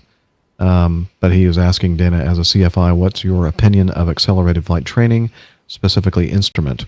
The training time I have available is very limited, and it appears that this will be my best choice to finish my rating. Second, what do you think about the Piper Warrior as a training platform? Maybe Steph can also chime in on this. I'll wait for it, because I think Dana's actually going to have some specific you know what? to say about, especially the aircraft choice stuff. So all right, let me do this. this. It's probably a good idea to hold it for Dana. I'll stop right there. And Kelly, I hope you don't mind. Hopefully Dana will be back on the next show, so we'll make sure that item 13 gets back in the churn for the next show. So with that, I'm going to continue on with our new assistant senior executive producer, Tim Qualls, from where? Nick, where is he from? Well, this choice, apparently, he could be from Arkansas or Arkansas. I don't know. Is it Arkansas or your Kansas or my Kansas? He says, I'm not sure where I'm from anymore. Well, poor chap's so confused. Perhaps I hope everyone from Arkansas. I'm sure Nick had nothing to do with his level of confusion about where he comes from. Do you want to continue reading this, Nick? Sure. He goes on to say, I wanted to share a couple of highlights from Oshkosh. This is my first time, but hopefully not my last, to get up there. I was on Boeing Plaza one day. Oh, perhaps someone else wants to. No, I'm all right. Oh, I can do this now. I'm a big boy. I was on Boeing Plaza one day when the air show began. I looked around and noticed everyone, or so it seemed, had stopped and were facing the flag for the national anthem. It was amazing to see so many people in a place that they could have claimed being distracted or not a part of the air show crowd and just ignore it, but instead of taking the time out, but instead taking the time out to salute our great nation. Something you don't get to see at a lot of other events, and says a lot about the aviation community. Getting to meet all the APG crew, I know I must set my sights low, but getting to meet you all in person was great. Hey. We set our sights low too. That's right. It's mutual. Yeah. Oh, fair enough. Even though I'm probably the least knowledgeable about flying of all your listeners. No, I'm pretty sure you're not, but let's not go there. Yeah. Each of you treated me just like I was another pilot. I did fail to tell Captain Nick how much I enjoyed listening to his plain tales. Oh, well, that's you're dead to me now, then. I must have been distracted by his admiration for my amazing Fu Manchu. Well, it wasn't so much the Fu Manchu, which was impressive. It was the ratty, bitten, scabby bits of his moustache, which I found very amazing. No, this has turned into such a complimentary back and forth email here. It was so much love. It was a fine soup strainer, sir. And you should. Do I need to remind you, Nick, that he is a assistant senior executive producer? Yeah, but he's not my at this point. Senior executive producer. No, I did like it, and we had a bit of a joke about the center portion of his moustache. Whereas the The winglets looked great. The center portion, The main was span a little was- bit, was a little bit thin on the ground. So I'm hoping that with a little bit more effort and perhaps the quaffing of more APAs, he'll be able to strengthen that, and it will produce an even and very floral Impressive. Exactly right. Impressive. I didn't tash. realize that IPAs were good for Oh, yeah. mustache. Oh, and growth. you're a doctor. God, You darn. should know I mean, that. it's not doing You anything should for me. know this. Thank goodness. So there you go. The whole APG show is something I look forward to each week. He must have live a very quiet life. And he really does a great job retelling the stories to make them captivating. Well, thank you very much indeed. Really appreciate that. Thanks for putting on such a well-produced show. Well, you can thank our producer. That's why this one's so dreadful. Yeah, she's on her little break. Exactly. And may you always have smooth flying and successful landings. Well, I guess that applies to the current pilots. Tim Quails, or Qualls, is that? Tim Yeah. Qualls? Mm-hmm. I think it's Qualls, yeah. Yeah, do you want me to read out his telephone number? Yes, please do. So he can get some crank calls. And we that's can. brilliant. Great feedback, Tim. And I did love your Fu Manchu. It's a brilliant moustache, and it's certainly getting there. Very good. And thanks again for joining up at such a high level there for our Coffee Fun cadre. Oh, golly, yes. Mm-hmm. Thank you. Okay. I think we can fit another one in, said the actress to the bishop. Did I get that right? Oh, very good, yes. This is from Rebecca, or Becky, as she's calling herself here in this feedback, and Barbara from Nottingham, England. And they recorded a little bit of audio for us, and so we're going to go ahead and play that right now. Hey, this is for Airline pilot guy. That's a little bit loud, so let me turn the volume down so we don't break everybody's ears. Hey, this is for Airline pilot guy. I just checked into Flight 93 with the lovely Barbara Parrish. We've taken an excursion. We've been taking excursions all week. Hello. Yesterday we went to Amish country, and tomorrow we're going to meet up, I think, with Robert Haggis at the Odvar Hazy Center. But here we are at the Tower of Voices. Still no more chimes than there were last fall. I was actually wanted to sit on a bench, but it's hot. My air conditioner in my car is running. Yeah. So I was going to sit and listen to the chimes, so that I wanted to write a song and kind of begin to form the melody from the chimes, but I can't. But I took a picture, and apparently it's in the C Lydian mode, and they've chosen 5 notes. So I guess I'll just have to go home with those 5 notes and tool around on my keyboard. But just like the day you were here, we drove up in a thunderstorm and we're leaving in the hot sun. Kind of crazy. But anyway, just wanted to check in. I don't know when the next APG is. Maybe you're taking a week off after such a long time at Oshkosh. Oshkosh, Oshkosh, Oshblast. I keep calling it the wrong thing. But anyway, just wanted to check in with the lovely Barbara Parrish. Would you like me to say something? Yes. Just want to say hello to all my friends from the APG community, or all the aviation podcast community. It was so fantastic to see you all at Oshkosh. Quite an amazing place. Just amazed by the size of it and the organisation. I'm probably going to say a little bit more maybe on another feedback with Becky. But I've been very moved by the Flight 93 memorial. It's a beautiful day here, but the exhibits and the memorial very, very moving, very informative as well.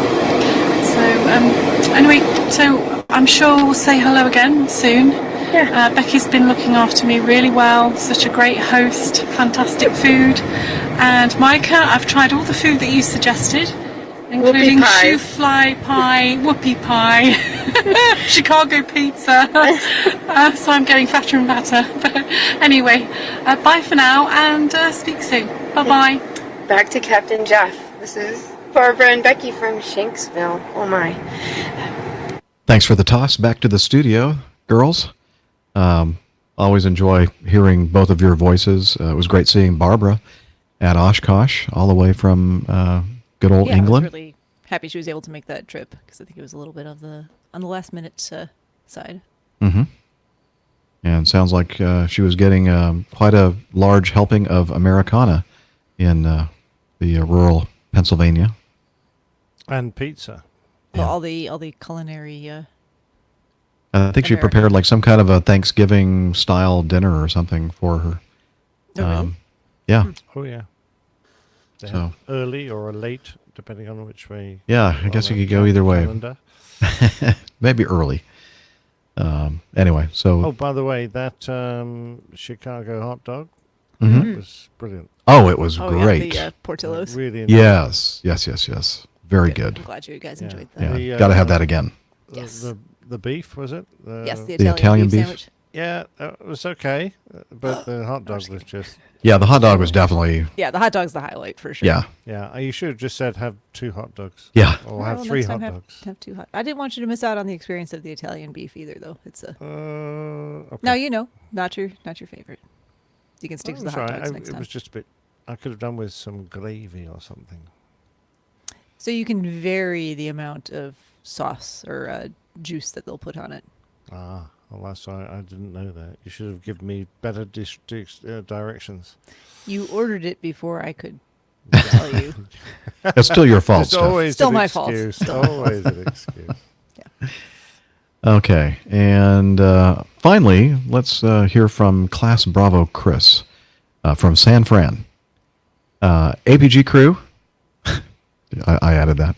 I hope you had a great time at Osh Blast. To be honest, you all sounded a bit subdued, except for Dana. Osh Bash. No, it's Osh Blast. Oh, man. Nick, does it say it on the back of your shirt? Back. It's Osh Blast. Oh, that's okay then. I got it right. No. No. That's why Becky was so confused. You've thoroughly confused everyone, Nick. Oh, damn. Again? Anyway, he says, to be honest, you all sounded a bit subdued, except for Dana cracking open beers on episode 384 in the RV. Still need to listen to 385. Maybe that's when the party started? Yeah, I think you'll find that 385 was a little bit different atmosphere. Definitely. Absolutely. So I travel a lot for business, and I hear all kinds of cockpit and flight crew announcements. Frankly, some are slightly offensive. You must be talking about mine. Yes. Here's why. I was born and raised in San Francisco and have grown up knowing that it's not okay to call San Francisco Frisco or San Fran. But I hear it all the time on inbound flights, and I'll also hear people cringing around me when the captains or first officers say it. It immediately tells us, you know nothing about my hometown, and therefore likely don't truly care about your clients. I'm sure every area has these sensitivities. Probably not as much as these people in San Fran have. Anyway, my question, do you and Dana and Nick previously receive any kind of training on acceptable or unacceptable city nicknames? It seems like a small thing, but it's not.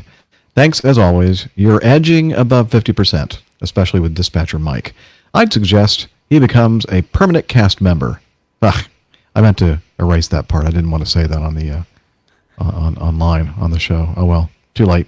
Yeah. No, I'm just kidding, Mike. Thanks for all your hard work. Class Bravo Chris, KSQL private pilot, that's San Carlos Airport in the Bay Area of California. Now, I know I used to live out in the Bay Area, and I know that people are quite sensitive to people saying San Fran or Frisco. But, I was kind of sensitive to people when I was living in Mobile, Alabama, not Mobile, Alabama. When people would mispronounce that. But I understood that if they're not from Mobile, they're not going to know it's pronounced Mobile. I know that's a different thing than having a nickname for a city, but pronunciation is Pronunciations important. are important. Yeah, definitely. I grew up in Chicago, which is in the state of Illinois, which happens to be spelled ending in an S. And then we moved to Salt Lake City and found out that most people out there pronounced it Illinois. Right, in Des Moines, Des Moines, or Iowa, Arkansas. or Arkansas. We there like you go. Arkansas. Now, I do, as far as nicknames go, I do would encourage you anytime you're landing in Las Vegas to always refer to it as Lost Wages. That's hilarious. Yes, that's a good one. Always. Yeah. Sarcasm. Yeah. What other ones? Beantown, Boston. Beantown, Chi-Town. Chi-Town. This is a funny story about nicknames for cities, because it turns out that more than one city can have the same nickname, which can create confusion for passengers sometimes. We were landing in Charlotte, and I don't remember if it was the pilot or the cabin crew referred to Charlotte as, they said, "Welcome to the Queen City." And the lady sitting next to me goes, "Was this a direct flight?" And I said, "I don't know what you mean, or where you are. We're stopping intending to go somewhere? or connect." Yeah, I was like, "Well, I don't know, we're in Charlotte, and it was direct from the place that we just came from." And she's like, "Oh, but the Queen City is Cincinnati, and that's where I'm trying to go to, and I have to connect in Charlotte." I said, I do use more than one terms. Queen City. I do use terms like that, Queen City for Charlotte. But I always say we're going to be flying over the Charlotte, North Carolina, the state capital, the Queen City. So I always make sure that I say Charlotte. Huh? It's not. Oh shoot! It isn't. Oh crap! That's okay. It is the biggest city in the state. What is the state capital of North Carolina? Raleigh. Oh crap! I'm surprised nobody's ever corrected me. Maybe I don't say that. Maybe I just started saying it right now during the show. That's what we're gonna. That's what we're gonna think. Nice bit of backpedaling. Yeah, I'm gonna. Yeah. Oh, this will So be all Chris, taken out in you post. see how well Oh, yeah. all these pilots know their geography. But to be fair, I think that anyone could fall into that trap of just trying to be cordial and give information and be pleasant sounding, and not realize that perhaps it's offensive, because it's impossible to know every little quirk like that throughout a Right. country as large as ours. And no, we do not have a guide at Acme that tells us, what the official nicknames are for all the different cities and what not to call the city. Although there have been times that I remember early on when I started with Acme that there was some kind of a memo that said, "Hey, when you're making a PA about going into DFW, which is Dallas Fort Worth, don't say Dallas. Don't forget to say Fort Worth, because it is an airport that is shared and funded by both Dallas and Fort Worth." And so I'm very careful when I look at my Jeppesen plates for the actual official name of the airport. Now, I stay away from How about the things Windsor like Locks? like Windsor Locks. I do. I say we're going to be going into Bradley International and Windsor Locks, serving Hartford, Connecticut, and Springfield, Massachusetts, and try to get all the big cities in the area in. I also, like for instance, we go into Savannah, but that's officially Savannah Hilton Head Island Airport. And again, if you don't mention Hilton Head Island, that might be offensive to people. Go, wait a minute, it's not just Savannah. It's also, although it's really very much closer to Savannah than Hilton Head Island. But you see that people can be sensitive about these things. And so another one is Fort Lauderdale Hollywood International. I always make sure I say Hollywood because, again, obviously they are putting in some money funding that airport down there, and that's part of the official name. So I try to remember to, include or another one, Norfolk, Virginia Beach. So I try hard, but what I don't do is I don't usually mention the name of a politician that the airport has been named after, because it's just I'm just going to stick with Little Rock. Little Rock and Reagan National. I don't say Reagan. I just say Washington National, Houston Intercontinental, instead of saying the George Bush. Now, how about Orange County? It's not. I usually say, I don't fly into Orange County, but if I did, I would say Orange County or Santa Ana, Orange County, or maybe all three. So you don't like saying the name? Yeah, I just, because it kind of gets, you always risk offending somebody if they don't like the person that the airport is named for. I don't like ruffling people's feathers if I can help it. I probably do, but just not intentionally. Anyway, so that's enough about slangs and cities, unless you have anything to add. All I was going to Nick? say was all you've got to do is tell some ex-honorary military pilot not to call something, and I can guarantee he will spend the rest of his career calling it San Fran or Frisco. So if I were you, I'd just stayed stum, because if I was still flying now, every single time I went to San Fran, I'd be calling it San Fran. But that's just me. You're a bad boy. Yeah. You are. You see, there's a bit of the Australian in me, and you tell an Australian you don't like something, and he's going to spend the rest of his life telling you all about it. So, yeah, best you just stay quiet on the subject. Probably good advice. Suck it up. Okay. Well, I think this is time now for us to end the show. I'm pretty darn sure we're at the 3-hour mark, or maybe even past by now. There's a counter at the top of this one that says live for 3 hours and 9 Yeah, minutes but we and didn't 30 start. seconds. We had the broadcast going a little bit, and I think I looked down. I think it was about 44. So we're probably right at about the 3 my hour record point. is 3 hours and 6. So I think 3:06, it'll be all right.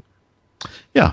So if you want to send us feedback, you can send it to feedback@airlinepilotguy.com, and we also have a website that has a lot of good stuff on it, airlinepilotguy.com.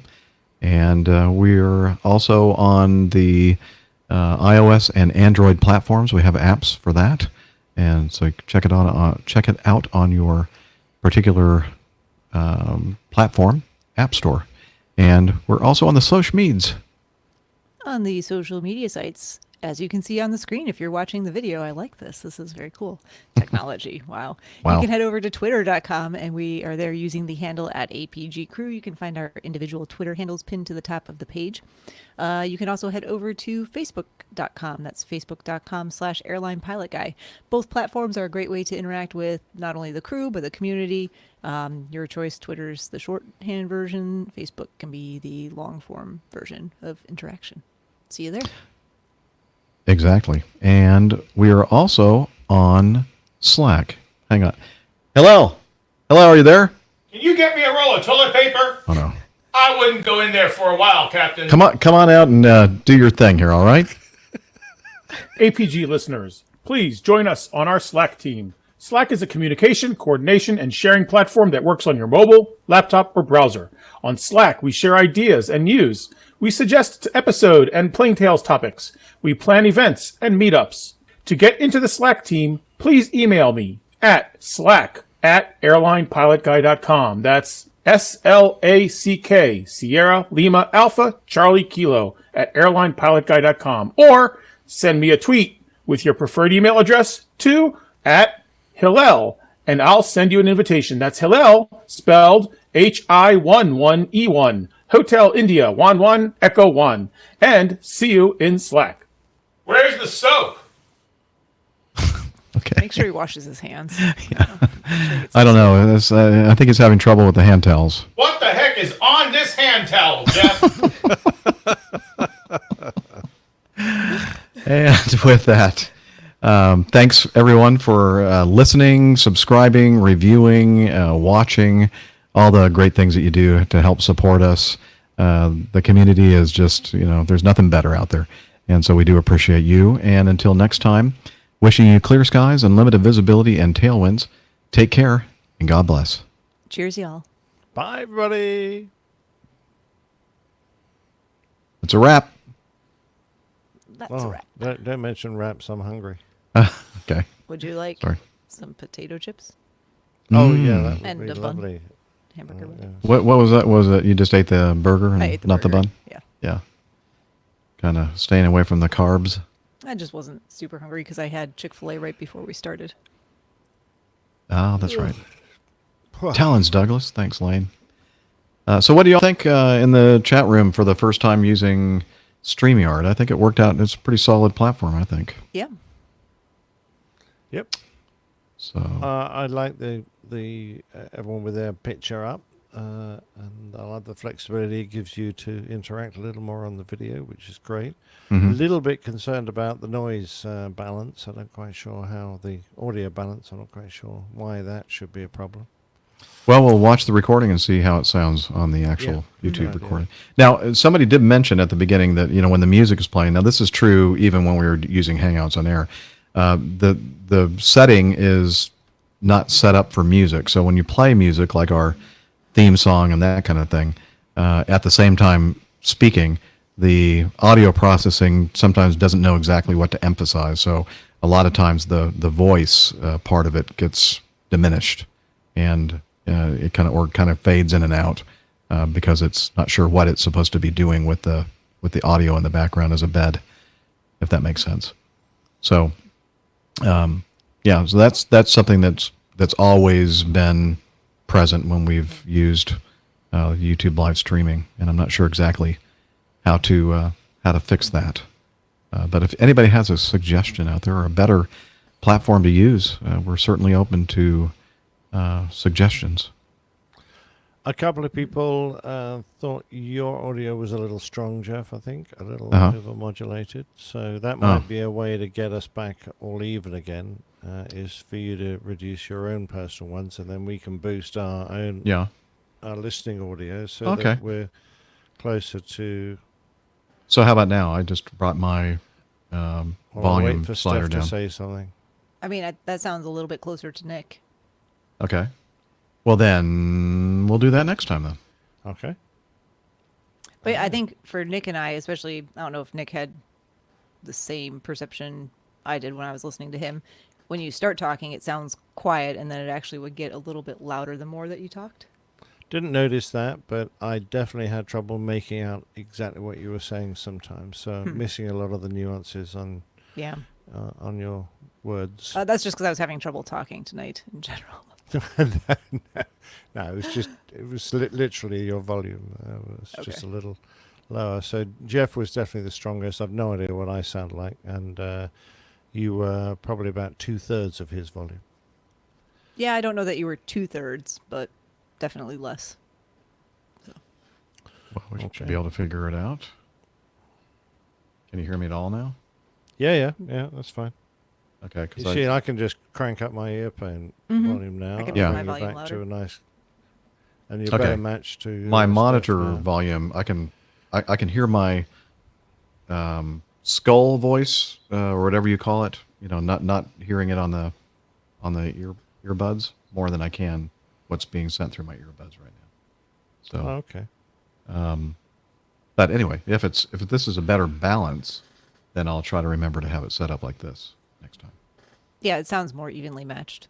Okay. Yes. Now you and Steph are about the same to me. Okay. Well, good.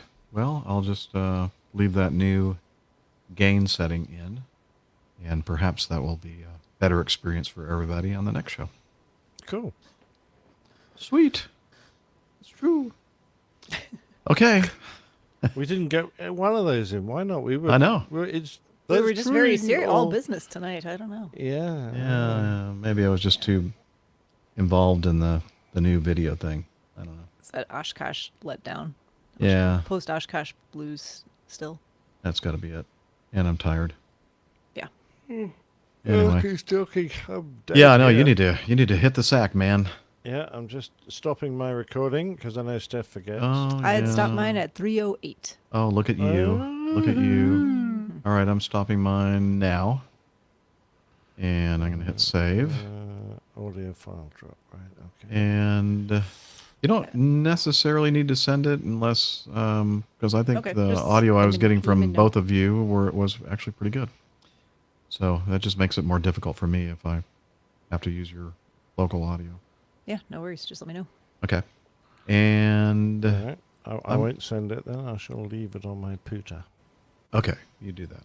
Well, thanks everybody in the chat room for being with us. As always. The chat volume is lower now for you, Jeff. Yeah, I just turned everything down. We're interested to know if it's even now. Yes. Is it better or not better or worse? Yeah. Is everything more equal, or am I too I low? agree. The video is very nice. It looks very crisp from everyone. And a lot of that I think has to do with we all have good bandwidth because this hotel is giving me like 80 down and 20 or 30 up. It's like better than my house. Although the software is quite sensitive to changes in bandwidth, because I had flashing up a couple of times. Your bandwidth is too low, or whatever it was. Oh, really? Your internet, yeah. I didn't see any of that on my end. Yeah, but it was only for a second or two, which might account for why occasionally I got some audio dropout. But it wasn't a big problem at all. Funny enough, no rubber banding, no weird audio. It just quit. Yeah, I had that a couple times too. But I think in the same places that you did, Nick. So I think it was definitely on Jeff's end, okay. or something with the StreamYard in general. Well, I'll check my end. Fair enough. Well, you'll need a damn microscope. Funny, funny, funny. That's what she said. Yeah. All right, I'm going to end the broadcast, folks, and then we'll have our little post recording meeting, and we'll see you all. Yeah, we'll see you all next week. Chatting with you all. Bye. Love you. Bye, everybody. Bye-bye. This is where we get a caning now from Dr. Steph.